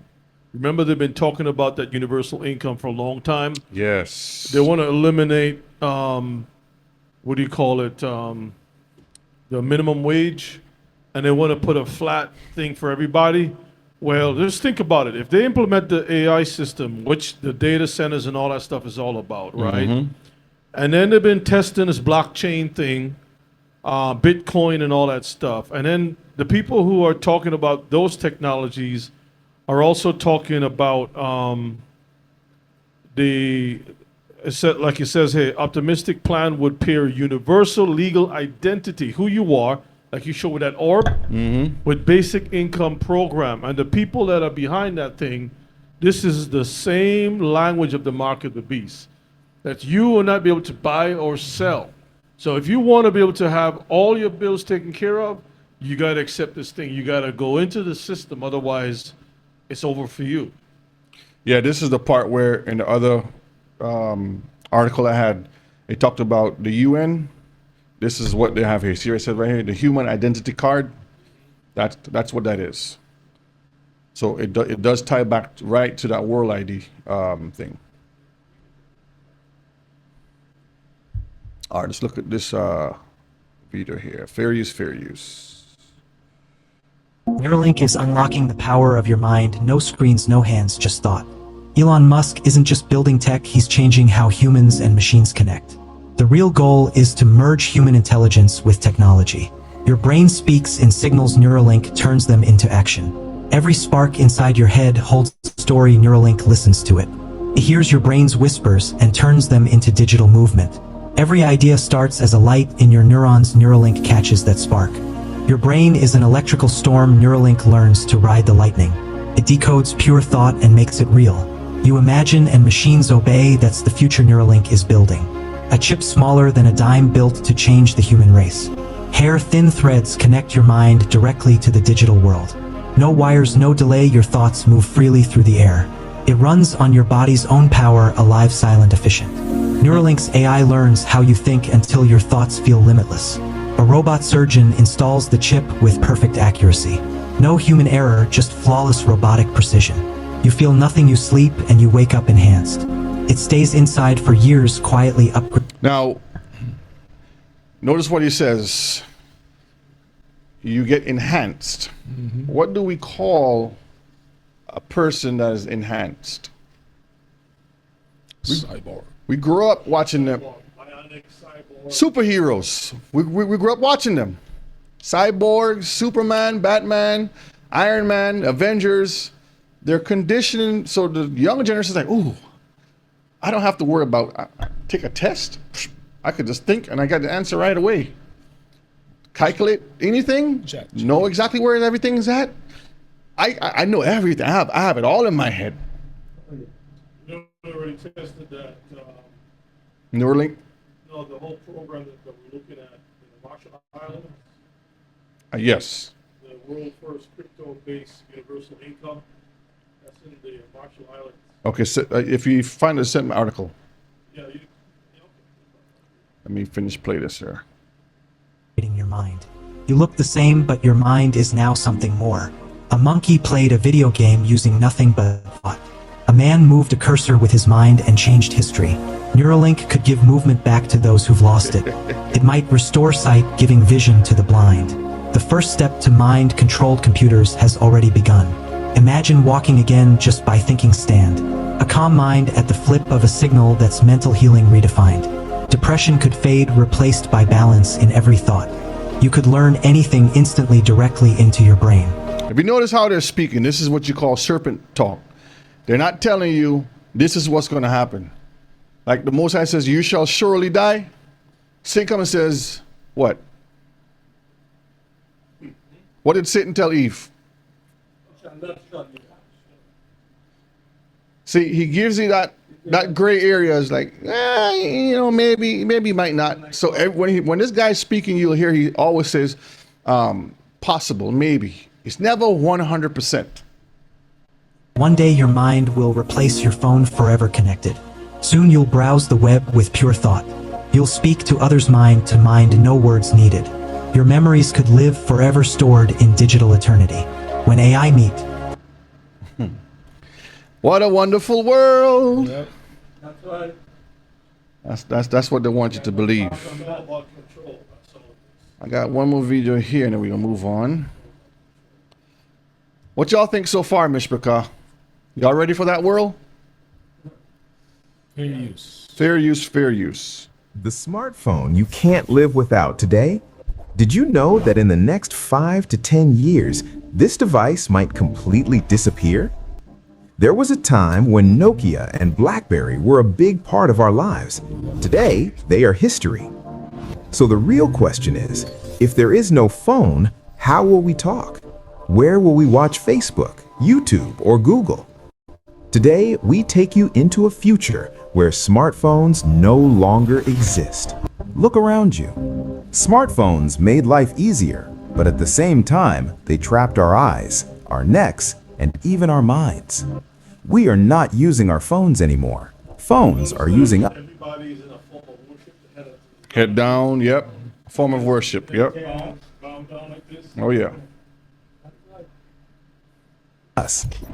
That's why tech giants like Apple and Meta and leaders like Elon Musk believe humans should move away from screens, not deeper into them.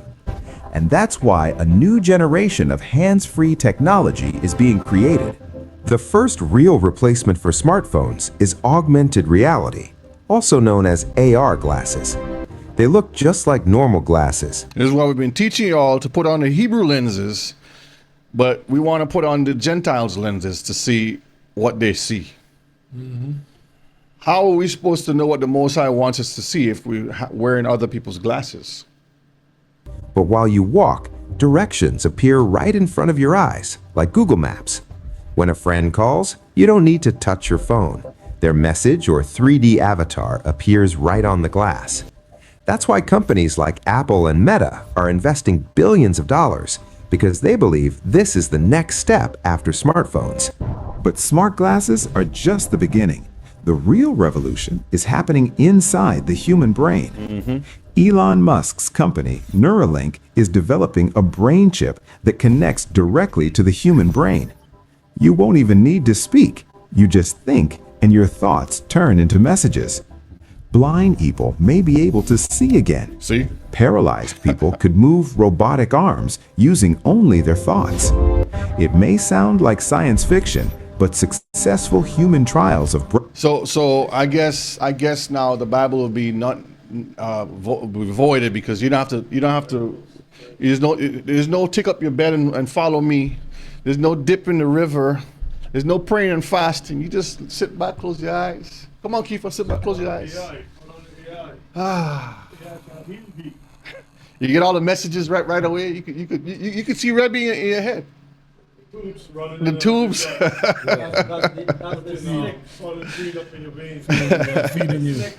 The snake system, Melda? Yeah. That is something that Elon Musk presented to the world. Okay. Brain chips have already begun. So the question is simple. Are we moving toward Look how beautiful that looks. That's beautiful, huh? Everybody wants to be in a place like this.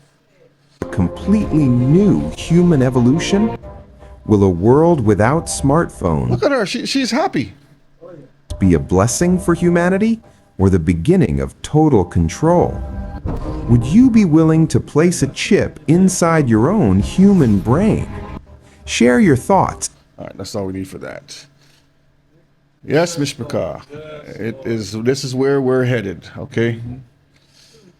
Revelations 13, verse 13, 14, and 15. And he let's read. doeth great wonders, so that he maketh fire come down from heaven on the earth in the sight of men. How is he, and who is he that's doing these great wonders? How is he going to do these great wonders, Mishpaka?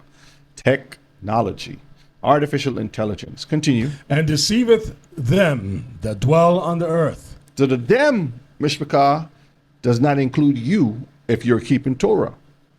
If you're not keeping Torah, you will be included in the them that dwell on the earth. Talking about two sets of people. That's right. One is them, and the other one is the Israelites. Yep. By the means of those miracles which he had power to do in the sight of the beasts, saying to them that dwell on the earth, that they should make an image to the beasts, which had the wound by a sword and did live. So I'm just wondering, I don't want to say anything yet, but it's a certain individual who always getting injured or, and then he's getting healed and we don't know. These are things to look at, Mishpachah, okay? Just saying. Okay, verse 15. And he had power to give life unto the image of the beast, that the image of the beast should both speak and cause that as many as would not worship the image of the beast should be killed. Same story, different time. Nebuchadnezzar had the same thing. He didn't bow down when you hear the beautiful instruments. It was going to put you in the fire. Now this image is going to be able to speak. Because, see, all of the images, all of the idols, all of the statues, all of these false gods at one time couldn't do anything. And they were being laughed at. But you remember the class you showed, Rebbe, with the little toy thing that they had wind up that was moving? Mm-hmm. The little monk priest thing? Yeah. So the technology was always, the idea was always there. But now, Mishpachah, this beast will be able to move, talk, speak, and function because artificial intelligence is going to be running through its veins. We're going to see a lot of that. Mm-hmm. The Canadian Press says the New World ID, proof of human for the AI era, scales across the digital platforms people and businesses use what? Every day. On the World Economic Forum, the WEF says identity in a digital world, a new chapter in the social contract. Doesn't that sound like China stuff? Yeah, it's all connected. Read that for me. The World Economic Forum, WEF, is developing collaborative privacy preserving digital identity framework to help individuals securely navigate the modern digital economy. In other words, we are merging with the digital ID system. That's what they're saying. Continue. Rather than creating a single global identification card, the WEF's Digital ID initiative focus on policies and technologies that empower users with control over how their personal data is shared. So you'll be happy. That's what they're saying here. We will empower you to be happy when we control you. Mm-hmm. You want to say something? You got to pull us up for a little after. Okay. All right, you got to give this guy a hope. Okay. Pull the article I just sent you up. We keep it the topic of that. This one here? Yeah.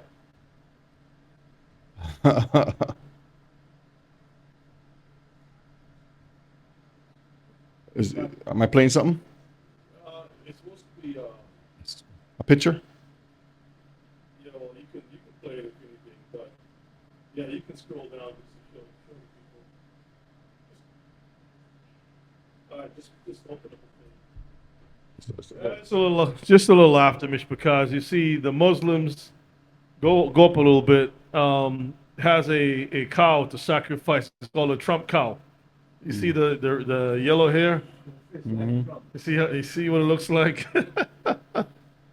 The buffalo is nearly 4 years old, right? And for the Muslim feast, it says, but Donald Trump, it's called Donald Trump, right, is set to be slaughtered within weeks at the Muslim country, as the Muslim country prepares for the festival of Eid al-Adha.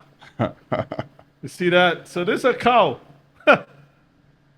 There's a cow look at that. The Trump cow.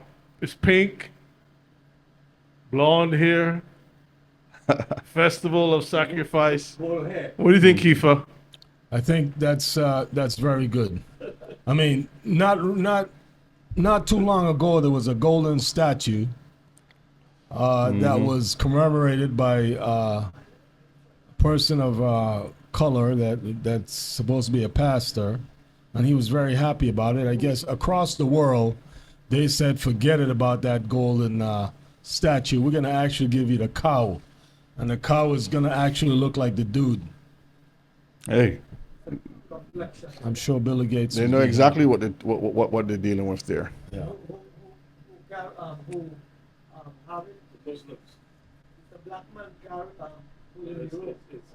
No.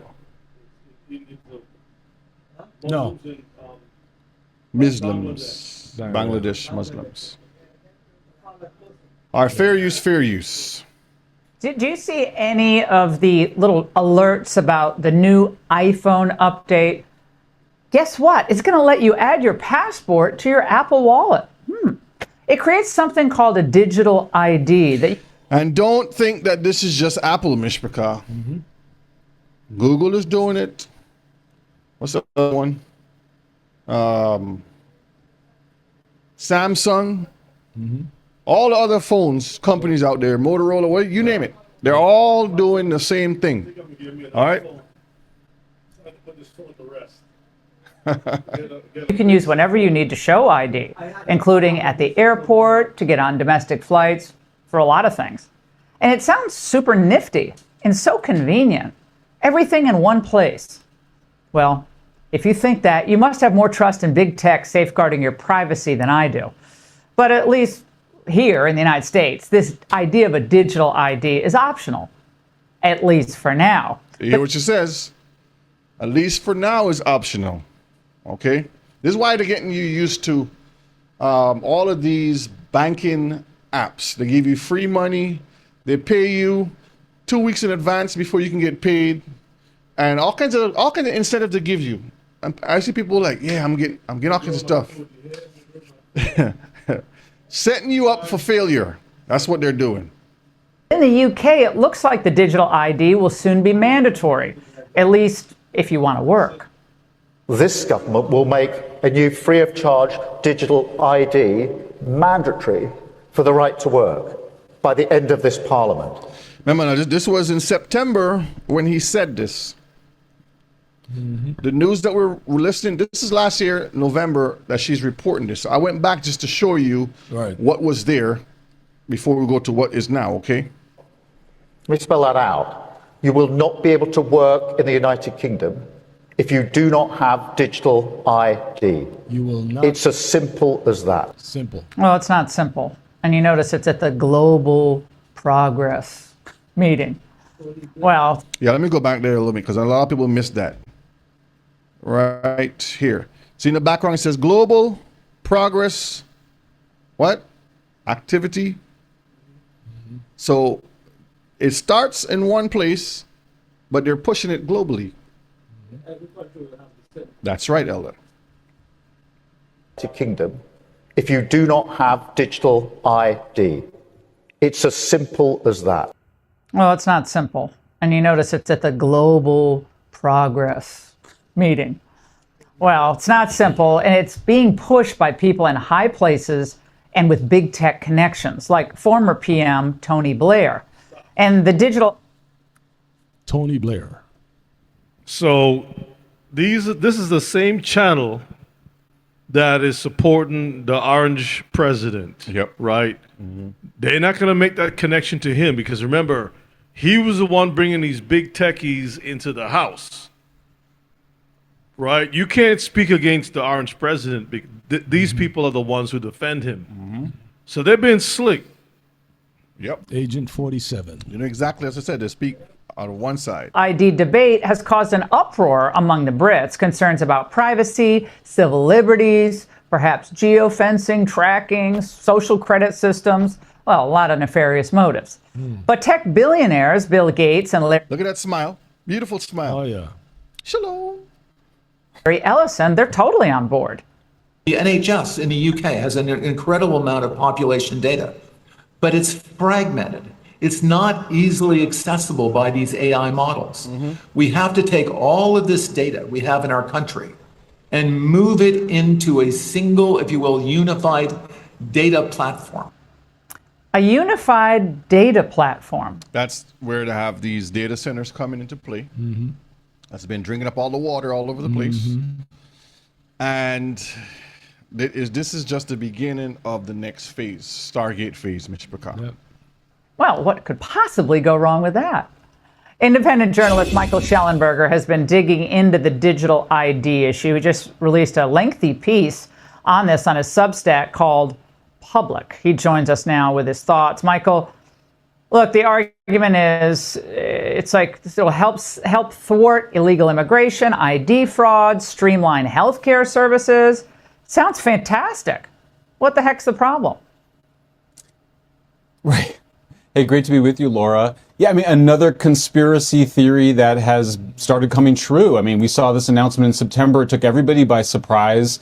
The World Economic Forum had been pushing digital IDs, the United Nations, the European Union, Britain. Of course, the really terrifying example is China, which uses digital IDs and a social... You see how he quickly just says all those names? And just fly right over your head? Some countries he named? You'll see. Credit score to control speech and to control what people think and say online. I mean, it could come in a lot of different ways. They'll start voluntary, then they'll make it mandatory. They'll have rewards, and then they'll have punishments. It's quite terrifying. And when you just listen to what the advocates for digital IDs say, it's terrifying. And, you know, Laura, one thing I learned from this last round of investigations is that this is a huge cybersecurity threat. The idea that, I mean, imagine if you get hacked in one of the many websites that you log into. Imagine everything suddenly being hacked because it's all centralized in a... And that's what they want to push. They pay these hackers to break into the system so they can fix all those issues. So in the end, they'll tell you there's no problems. We're all good to go. Yep. Create chaos to have control. Single place. That cybersecurity threat alone ought to be enough to kill the digital ID. But again, this is potentially digital totalitarianism.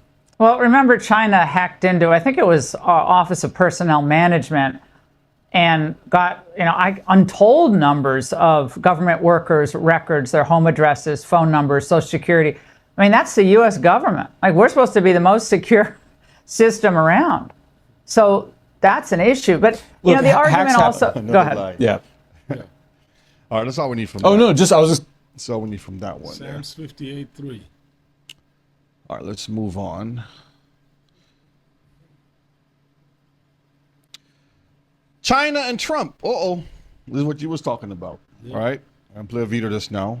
The question I want to ask Mr. Picard is, why was this visit important? Let me see in the chat. What do y'all think this visit was about? Tariffs? Business? What was this visit about? Janet Jackson said control.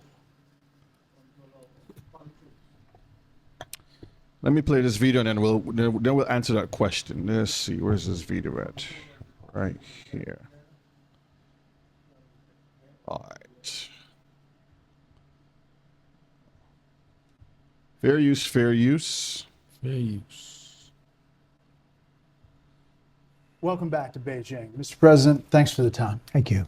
You know, you've said that this summit is a success. As you get ready to head back to Washington, what's the most significant, specific thing you walk away from here? Now, I cut this up smaller to get to the important parts, because you know how he is already. He talks about Joe Biden and all kinds of crazy stuff.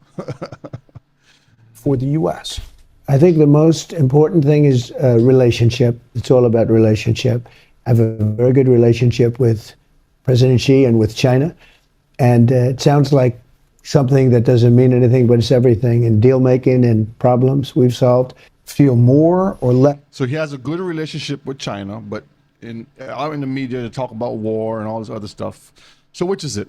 Do they have a good relationship, or are they really fighting behind the scenes, or are they sitting down and smoking a cigar and shooting the I know they work together. Confederate.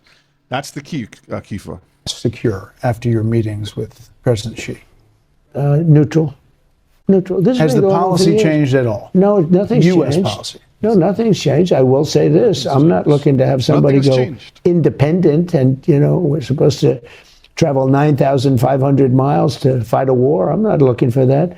I want them to cool down. I want China to cool down. But you're waiting on approving billions of dollars of weapons for Taiwan. That's right. Is that I'm moving holding forward? it. Well, I haven't approved it yet. We're going to see what happens. What are you looking I may for? do it. I may not do it. Yeah, what's your hinge point? Well, I'm not going to say that, but I may do it. I may not do it. But we're not looking to have wars. And if you kept it the way it is, I think China's going to be okay with that. On AI, was there any agreement about any kind of guardrails that China and the U.S. might agree to so that AI doesn't go crazy and Well, take we over talked the world? about it. Yeah, we talked about it. Look, AI is mostly a great thing. Mostly. So the question asked earlier, let me minimize this a minute. Remember I asked this question, Mr. Carr. Why was this visit important? Was it about tariffs or something else?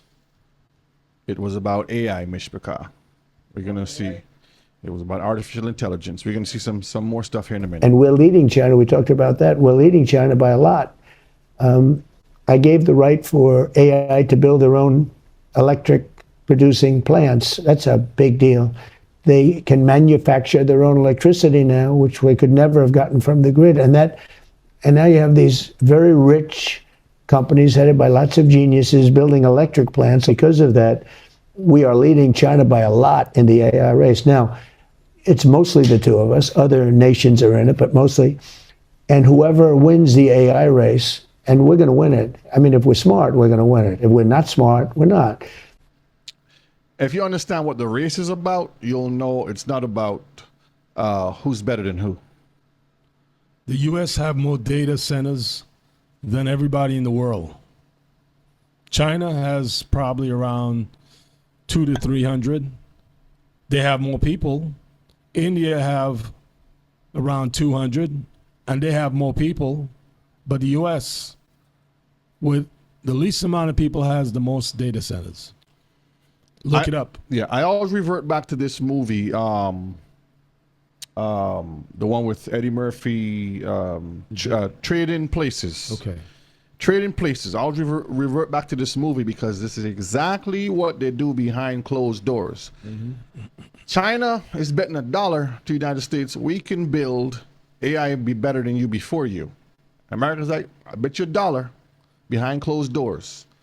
And you see the chaos that they cause between the nations, but they are confederate together to see who can bring out the mark of the beast system first. This is what they're pushing. But we're leading by a lot. We talked about that last night. President Xi was very surprised at how well we've done with AI because they thought, when it started, they took this gigantic lead. And we now we are substantially ahead of them in AI. But do you think there'll be some buy-in, set up guardrails or something? I think there could be. We talked about it. But, at the same time, we're competing. So it's a little hard to say, oh, gee, we're competing with each other and we're going to put guardrails. It really doesn't work that way too much. Space Force, which I created, has got cameras, 9 different cameras in space on that site. We know everybody that moves there. We can read the name of a person. We can if his name is Mohammed something, and most of them are Mohammed, you can guess about 50% right. We can read his name right on his tag from space. It's the most amazing thing. Anybody that goes near that space, we have it tagged. They haven't done anything there, and if they did, we would hit them very hard. So.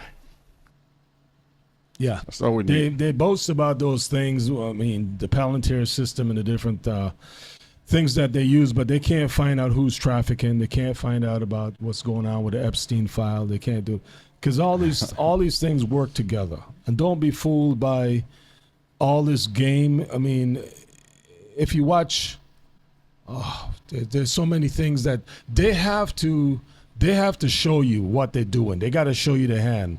If they don't show you the hand, they can't proceed forward. You got to remember that. Get yourself out of these 15-minute cities. I can't say it more than enough. Find yourself a piece of land or someplace where you can grow your food, Get your water together and live. Don't get tied down, because once you get trapped, I'm sorry.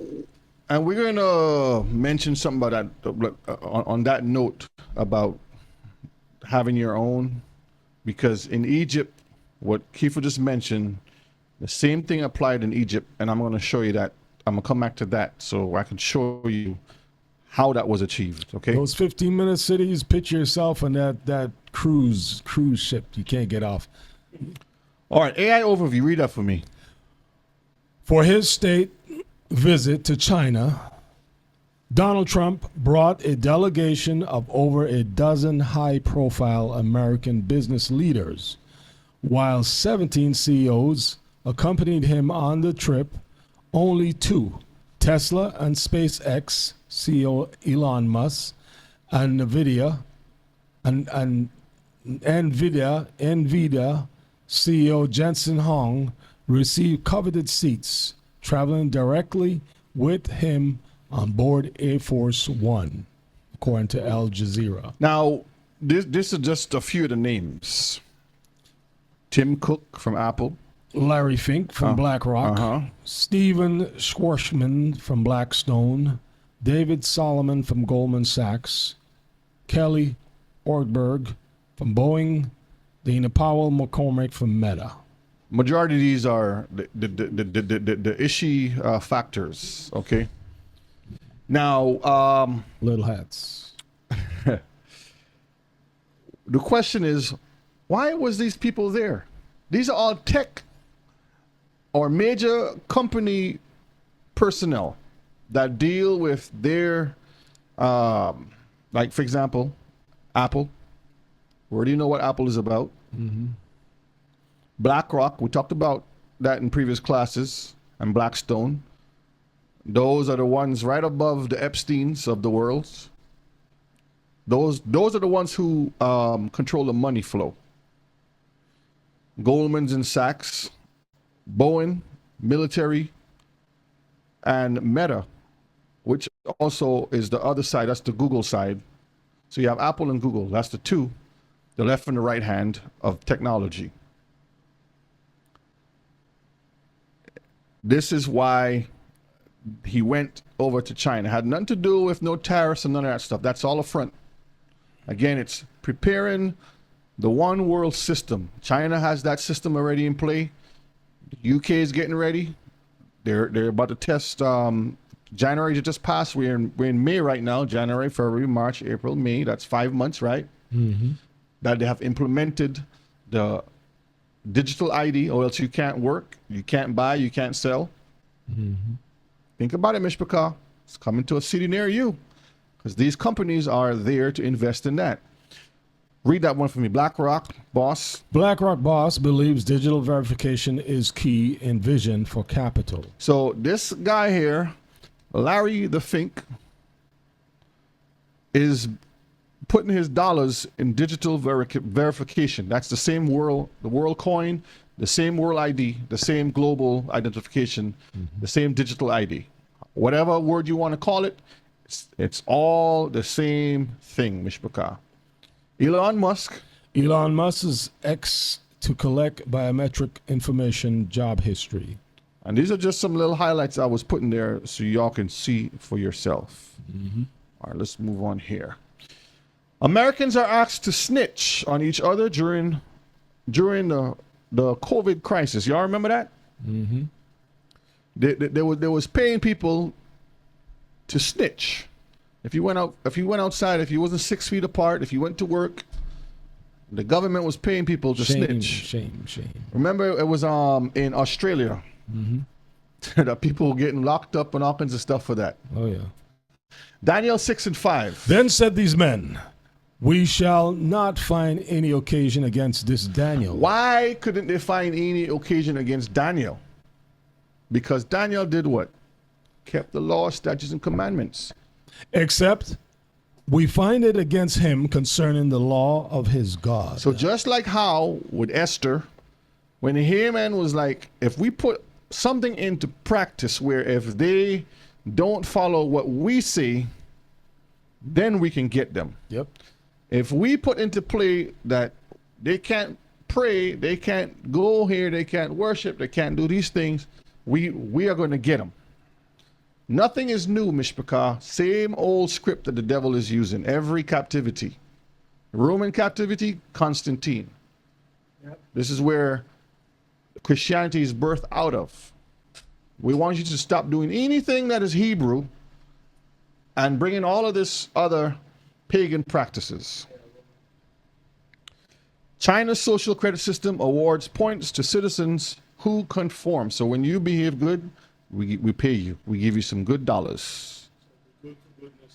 Yes. So what did Job do? This is the question I'm going to ask. What did Job do? Remember, Daniel didn't do anything wrong, but he prayed 3 times a day, faced the east, and he prayed to the Most High. This is where the Muslims get that practice from, because Abraham did the same thing. That praying 3 times a day to the east, that's what they get that from. They pray towards that black rock. And this is where Job was also accused by the accuser. The Most High says, haven't you considered my servant Job? He's perfect. He didn't do nothing. You want to say something? Okay. How the world's going to look pretty soon, the landscape for this whole AI system that they're building. This is how. Grab the mic, grab the mic. Yeah, Mishpachah, take a look at how the landscape, the proposal that they're going to have the landscape look. Just take a look at that. Make it a little bit bigger, Brother Shay. I want you all to see how beautiful that landscape is going to look in the future. Not green grass. Look at that, fields and fields of solar panels for the AI system, right? It's called a solar farm. Look at that. Yeah, beautiful. Imagine you're driving through the countryside, you're not seeing any more beautiful daisies and antelope or whatever it is. Digital trees. All you see is a bunch of nonsense. Look at that. I mean, those things are covering for acres and acres and acres. Look at that. This is the world. This is the world.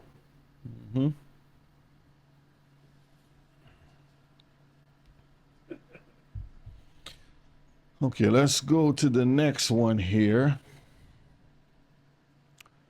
AI overview. The United States is highly... Now, notice how AI spins this, Mishpachah. Remember I told you, it's the companies that are doing it. The United States is highly unlikely to adopt a centralized government mandated social credit system like China.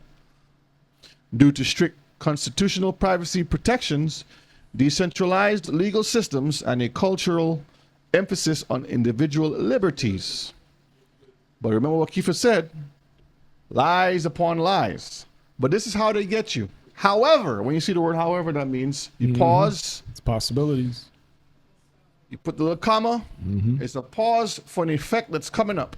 However, the private sector already uses fragmented, decentralized scoring systems that resemble aspects of social credit. Remember the article I showed you coming soon, America's own social credit system?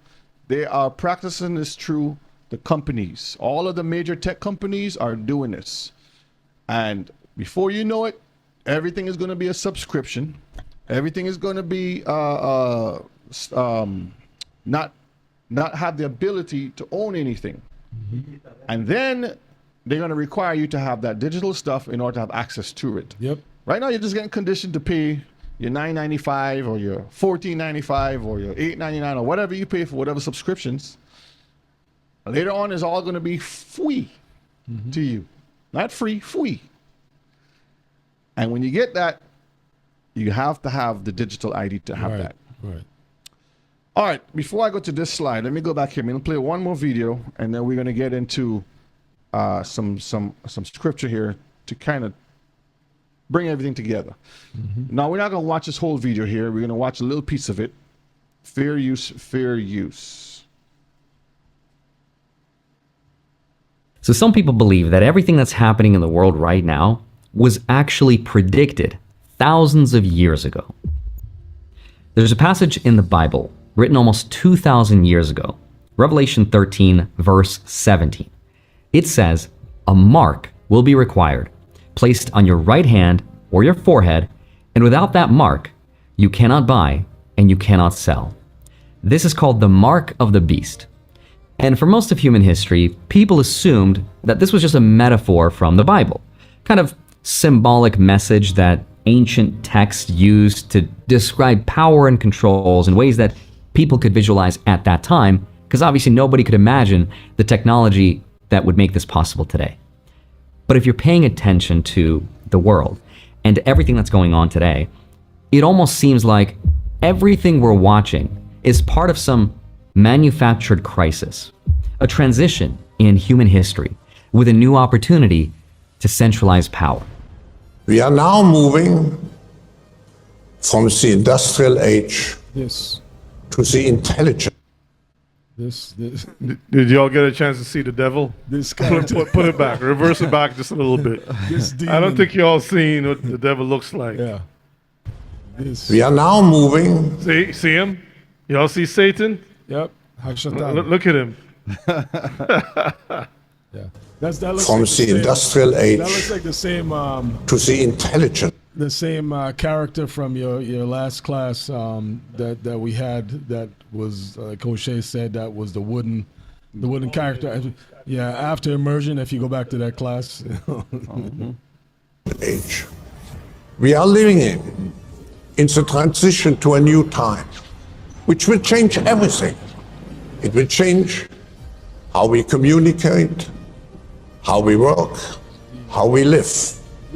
But now in this new age, the base will be knowledge, data, and intelligence. Keyword knowledge. That's Garden of Eden talk. Knowledge. Knowledge shall be increased. Twice. Insights. Now, in the modern world, people call this prophecy the digital control grid. And I know how it sounds conspiratorial, but I want to show you some things that are actually happening right now. Sam's 58. In 2025, a company co-founded by Sam Altman, the CEO of OpenAI, started deploying a device called the Orb.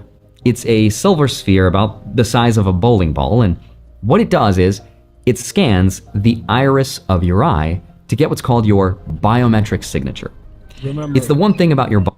Remember in the movie the Matrix also what's the other one with Tom Cruise? Minority Report. Minority Report. The orb was flying, it was moving around, and it would look at you in your face. I don't know if you remember that. Yep.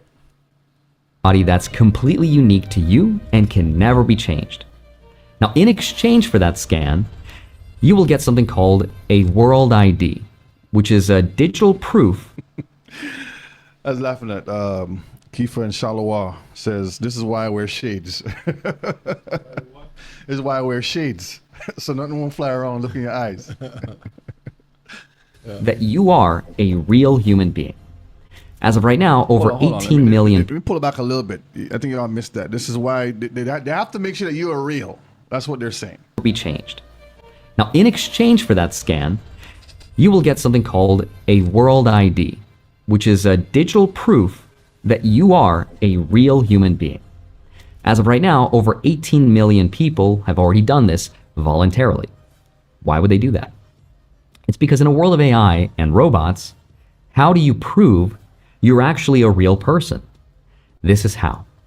The World ID is now being integrated into apps like Tinder, DocuSign, Zoom, Shopify, and dozens of other platforms. Hear what he says. They're doing it through these platforms. Buy or sell. And you are not even realizing that they're conditioning the masses to be accustomed to using these systems. This is Whole Foods. Sam Altman has said that proof of human will eventually... Y'all remember the screen here? How many of y'all have seen the screen? Yeah, I was looking at the same thing. They do that purposely to get people conditioned. Condition, that's the whole point. Get you normalized of saying, I'm not a robot. And then it says, well, how do we know you're not a robot? Put in this code. Okay, now we got to scan. It's all planned, Mishpaka. Conditioning. Be required, by every website, every app, every transaction on the internet. People are really going to need this and really going to need to do this in a privacy preserving way. So World ID is our effort at that. And our goal is to make World ID be this new proof of human for the internet. At the same time, the United States passed something called the Genius Act, which is a law that creates the legal framework for stablecoins, aka digital dollars. And what makes a stablecoin different from the cash in your bank account is that it can be programmed. It can be given rules. Rules about where it can be spent, on what, and when it expires, and whether it works outside a certain area. See, conditioning you. Who uses bitcoins and those stuff, Ms. Ricard? In the chat. Come on, let's see who uses bitcoins. The World Economic Forum is also now arguing that water, soil, and even the air we breathe needs to be assigned a financial value. You hear that? Everything has to have a dollar behind of it so they can charge you for it. It needs to have a price, and it needs to be measured. Now we need to put the economics of water, not only in terms of monetary values, but also in terms of governance, in terms of recognizing water as a commons that we now need to manage as a broad systems approach. This is where the data centers come into play. This is where when they talk about this place that don't have enough fresh water here, or this has a crisis on this section over here. If you go back some years back, Michigan had a problem with water. Flint, Michigan. Y'all remember that? That was all planned by design. When you look into it, yep, brown water. All that stuff they're doing. If we're going to protect natural systems, one of the solutions is to bring nature onto the balance sheet, to bring nature into the ways that decisions are made within business, to allocate a value to it and to bring it into accounting and financial mechanisms. So you want to go to the beach? Charge you. Want to fish? Charge you. Water is going to be the new gold. You can't collect water? Remember that. We'll Water find you. Will be the new gold. You know, think about this. In the movie, The Book of Eli, water was a very, very important source. Every person that go out to Abu Dhabi or wherever they Dubai or whatever, they don't have no water over there. They have to use water that is either pumped in or desalinized. Exactly. Desalinization. So yeah. Salt. think about that. So while you live in these 15-minute cities, like I said, take a drive by your local water source of the water and sewer system and see that smell that you smell. Yes, that's the water that is filtered and recycled, and there's nothing in that water that's good. Basically, seriously think about it. You know, they found all kind of different bodily fluids, things from COVID, a lot of stuff in that water that's been recycled over and passed back as good water. So, you know, think about all that while you live in these cities with city water and different things. All right? Basically means the air and water should not be freely accessible. They should be a financial asset. And while all of this is happening, there's been a huge build out of cameras, satellites, cell towers, and AI data centers in communities all across the world.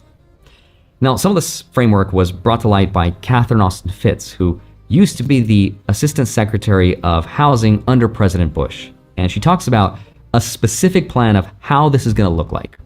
She says that there's 3 parts that are being built that have never existed before in human history. So there are 3 sort of pillars that I track. Listen carefully. One is the programmable money, and that's what we at Solari are trying to stop. The second is the So this is the serpent speaking. They're telling you the plan, but they're telling you, oh, we don't really want to do it. We want to stop it, but this is what we have to build. Let me go back again. You hear what she says? Are being built that have never existed before in human history. So there are 3 sort of pillars that I track. One is the programmable money, and that's what we at Solari are trying to stop. The second is the digital ID, because you need digital ID systems that are interoperable globally, and then the local hardware. And those are sort of the three pillars. Programmable money, a global digital identity system, and the surveillance hardware to enforce both of those systems. And she said, all knowing, all seeing. This is why all the cameras are going up every single where. That's why they're giving you ring cameras. They're promoting ring cameras. You get this and you get a free ring camera. Phones have the best cameras on it now. Everything has a camera. And your cars have cameras. You know what? You have some dumb criminals that they go steal these new cars and not realizing that the cars are recording. Every time the car starts or something comes around the car, it starts to record automatically in the bumpers, in the windshield, in the mirror. A lot of people don't realize that a lot of these newer vehicles all have. Look it up for me. It's a term where when it is activated by motion or something, it activates and it records automatically. That's motion sensor that they have on these new vehicles. Look it up. Is that when all three are complete, the people who control. You saying something? Grab the mic, Ella. I just wonder, as you bring up this class tonight, Brother O'Shea. I just wonder if the churches have any idea, if the preacher or the teacher or the leader telling them about this, what we are studying tonight. No. They still at sleeping. Yeah. Winnie, you asked the question, if they're all knowing, all seeing, why do they need cameras? Like I said in the beginning, this is Satan's system. Satan is trying to be like the Most High. So this is his way of being all knowing, all seeing. You were saying what now, Kiefer? You're basically talking about dash cams and stuff like that, right? No, not the dash cams. It's built in that you don't even know it's there. A lot of people don't know that. I was watching some criminals stealing cars. Yeah. And they have the whole thing on footage. Yeah. They're watching the driver and everything doing their stuff.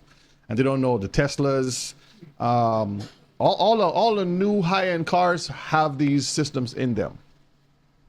All right, let's continue. Well, that system, aka the central planners, those people will not need laws to influence society. They're not going to need the police or the courts. If they want you to do something, and for some reason you're not doing it, they'll just turn off some important aspect of our lives.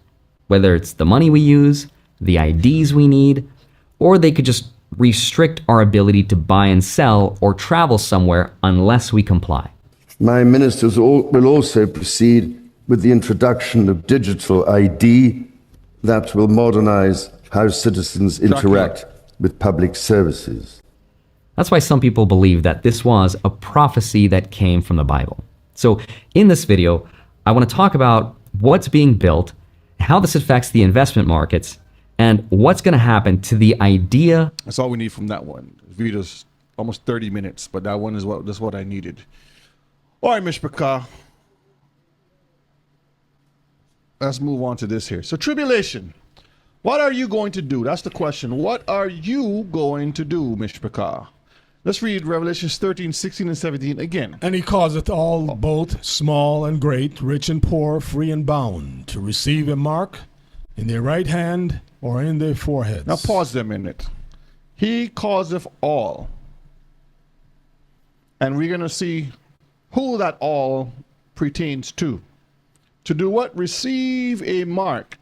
Right hand, because majority of the folks on earth are right-handed. And foreheads. That is, yes, that's what it's called. It's called sentry mode. Look that up, Mishpachah. Sentry mode is what I was talking about with the car systems and the cameras.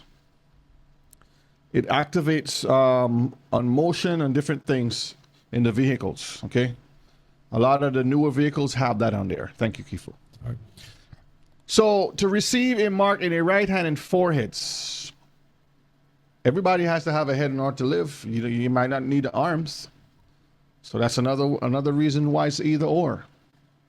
Verse 17. And that no man might buy or sell, save he that had the mark. The mark. Or the name. The name. Of the beast. Or the number of his name. Or the number. So it's a mark, a name, and a number. That is identifying three parts that are identifying to this system. Put the clues together, you'll see how it's all falling into place. So you can't be able to buy or sell. Again, what will you do, Mishpachah? That's the question. What will you do? Matthew 24 and verse 21. For then shall be great tribulation, such as was not since the beginning of the world, to this time, no, nor ever shall be. Now, I remember when I said asked you earlier about what that great tribulation was in the beginning. And one person answered, let's go look at it. Let's look at Genesis, the book of Genesis, chapter 6. And we're going to see what that great tribulation was. Genesis chapter 6, verses 7 to verse 8. I don't know if you want to get that one. Go ahead.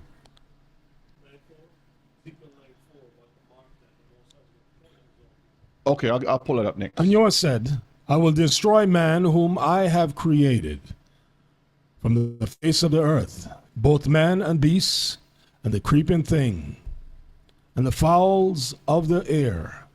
For it repenteth me that I have made them. But Noah found grace in the eyes of Yahuwah. Obedient Noah found grace in the eyes of Yahuwah. This was the great tribulation that was the first tribulation from the beginning. It says, for then shall be great tribulation, such as was not since the beginning of the world to this time. You want more proof on that? Let's go to Matthew chapter 24. And we're going to see what Messiah talked about that. Because a lot of people don't believe Noah might be some fable. It's not true. But the Messiah says something about what happened during those times. Matthew 24, verses 37 to 39. But as the days of Noah were. So as the days of Noah, so when Noah was on earth, this is what we're talking about. Go ahead. So shall also this coming the Son of Man be. So when the Messiah is going to return, the days how Noah were is exactly how it's going to be. For as in the days that were before the flood. So there was a flood. Messiah said that. They were eating and drinking, marrying and giving in marriage, until the day that Noah entered into the ark. 120 years. 120 years. Verses 39. And knew not until the flood came and took them all away. So shall also the coming of the Son of Man be. See the all right there? This is where this is what church should be preaching, not the John 3:16. They should be preaching this here. Take them all away. Those are the ones that don't keep Torah. Those are the ones that are wicked. All the heathen nations. Took all of them. Only 8 souls were saved. Remember that. Okay. Now let's get back over here now. Acts 14 and verse 22. Confirming the souls of the disciples and exhorting them to continue in the faith. So we have to encourage each other. This is what we're doing here. Encouraging. And that we must through much tribulation enter into the kingdom of Elohim. So there's no secret rapture that happens every September. There is no escape or workaround. These are things that the Most High says will happen. The people that were lucky was already raptured several times. So every September, yeah. Will you be able to stand, Mishpachah? Romans 8 and verse 35. Who shall separate us from the love of Yahuwah? Shall tribulation or distress or persecution or famine or nakedness or peril or sword? So this is the question posed. What excuse you as a Hebrew who knows right from wrong, what excuse are you going to give when it says, who shall separate you from keeping the commandments of our Messiah, Mashiach? Shall tribulation? That's the question. Distress, persecution, famine, nakedness, peril, or even a bullet? That's the question. The guillotines. Verse 39. Nor height, nor depth, So it don't matter how high you go or how low you go, nor any other creature shall be able to separate us from the love of Elohim. when you see the love, it's talking about commandments. If you love me, you do what? Keep my commandments. Which is in our Mashiach Yeshua, our Adonai. So this is the question. Will you stand, Mishpachah, when that time is there? Second Ezra chapter 16. We're going to read verse 70, 71, and verse 73. For there shall be in every place, and in the next cities, a great insurrection. Cities, insurrection, upon those that fear you are. The prophecy has spoken. There will be. It says, for there shall be in every place. Shall means what? Guaranteed. In every place and in the next cities, great insurrection upon those that keep the commandments. The word fear means keeping, reverencing, respect, love, honor. Verse 71. They shall be like madmen. That's the heathens. Sparing none. Going around trying to find those that keep in Torah. But still spoiling and destroying those that fear you are. Now I'm reading this now so you can understand the importance of the Torah part, because there's good news to that side. A lot of us don't understand the good news about this side. Verses 73. Then shall they be known who are my chosen. Hallelujah. And they shall be tried as the gold in the fire. So how do you make gold pure if it's not tried in the fire? How do you become chosen if you are not tried? With an app. See, the Most High gives us little trials as we're growing in stages. They come in financial hardship. They come in relationships within the family, jobs, health. Many things happen to us along the way, that some things are put there so we can grow. Not everything is because you do something wrong. Remember Job. Some things are put there for us to grow. And when we, and he will not put us in a position that we cannot pass. Just remember that. We are where we're supposed to be when he puts us there. Okay? All right, give me that text before I go here.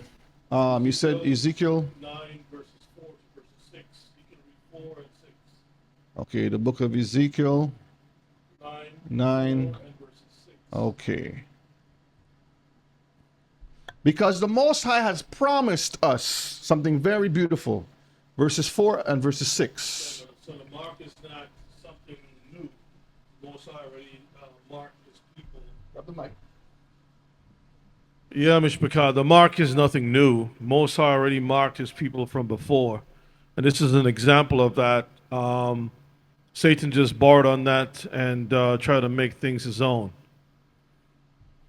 Okay, this is Ezekiel 9, verses 4 and then verses 6. And you said unto him, go through the midst of the city, through the midst of Jerusalem, and set a mark upon the foreheads of the men that sigh and that cry for all the abominations that be done in the midst thereof. So these are people, our people, who are crying out to the Most High because of all the atrocities that are happening. Verses 6. Slay utterly old and young, both maids and little children, and women. So every aspect is covered. But come not near any man upon whom is the mark. Isn't that something like back in Egypt with the blood on the door? Okay.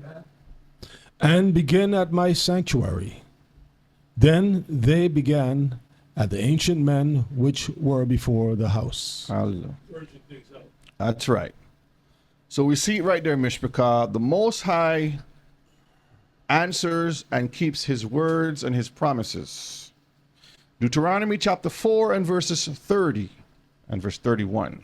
When thou art in tribulation. So he's telling Moses, because when you read the book of Jubilees, it tells you Moses went up to the mount for 40 days and 40 nights, and he received all of the histories of the world from the beginning to the end. He saw it all. The Most High showed him everything. And one of the things the Most High told Moses was, we were going to fall, but he's going to pick us back up when we cry out to him. And when we start being obedient, then he's going to seal us and bring us back and protect us that we will never again go back. That's a beautiful thing right there. I love that. That's Jubilees 1, verses 16 down to verses 27. That's a beautiful passage right there.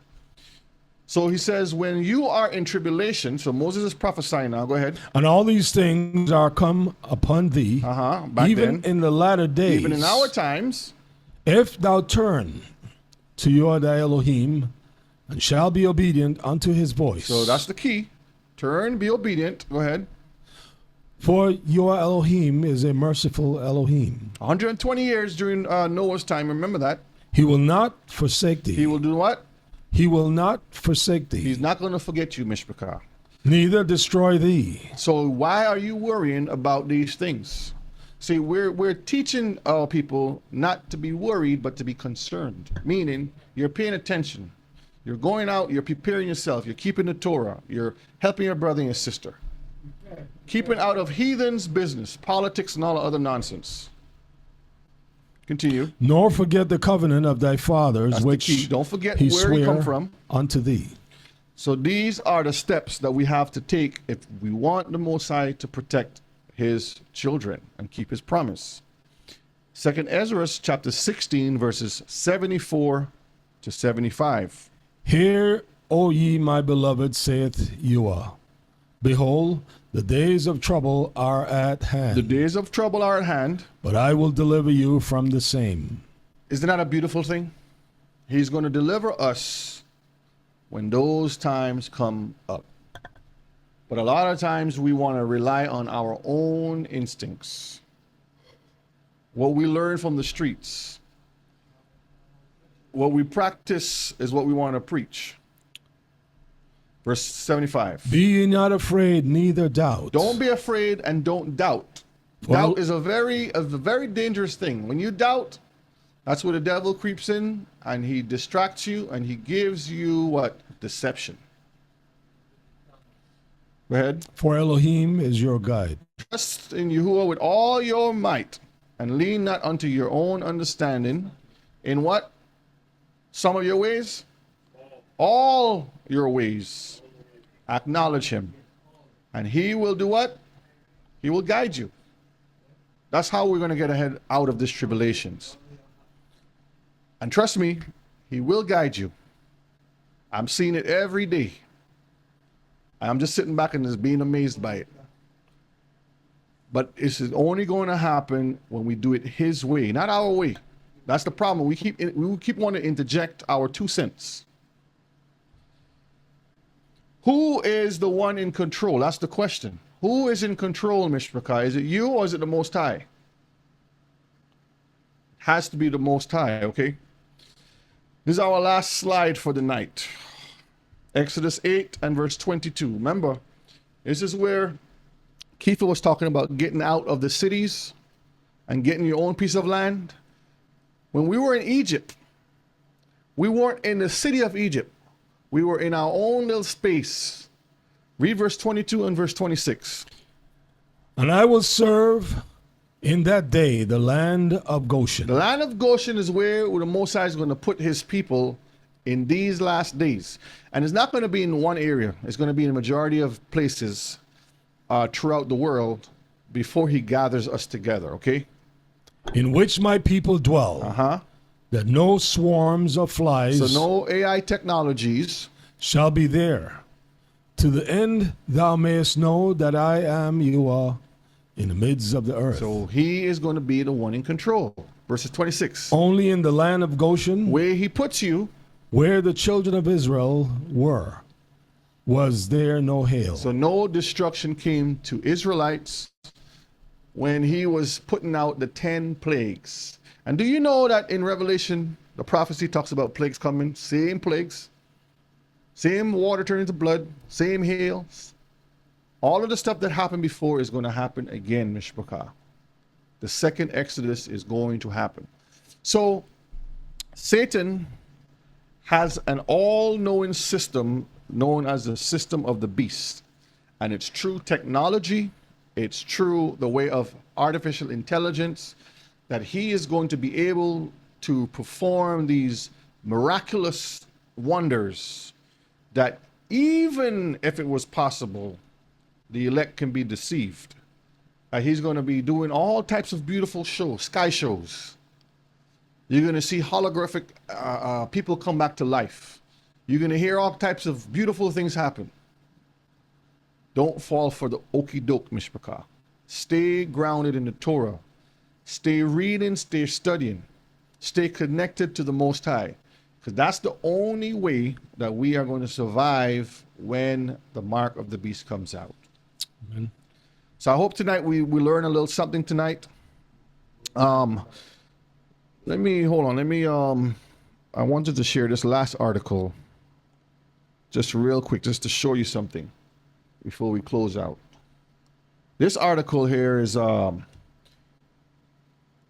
Africa. It says by 2026, Africa will be the world's largest what? Digital identity test case. So don't think that it's just in China. This is from the Business Day. Let's read this highlighted part, Kiefer, and then we'll close out. Africa expanding digital identity systems, not just in 2026. It will be stress testing them at a scale not achievable in any other region. So they're going to be testing this at a scale, meaning rapidly, that they have not done in any other location on Earth. Jump down here. Africa has the highest remaining undocumented population as per the ID4D program, an analysis conducted by the World Bank. Do you see how it's always connected to money? Follow the money. In order to get your money, you have to be identified. ID4D. Right now, we're facing four-dimensional warfare, which is not a warfare that is, whereas you're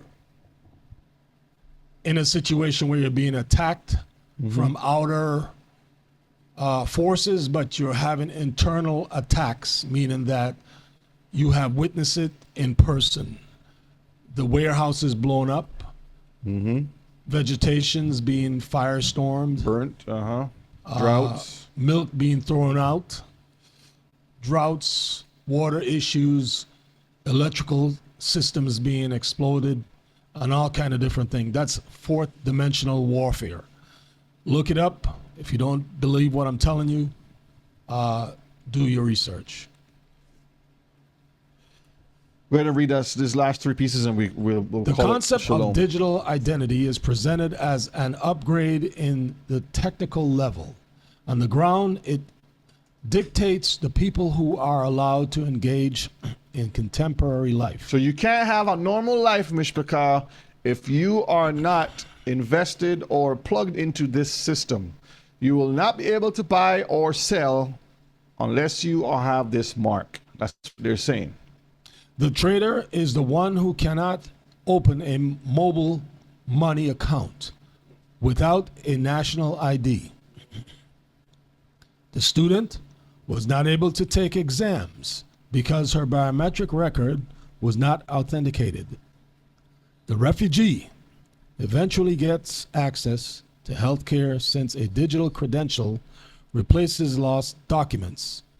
They are not edge cases.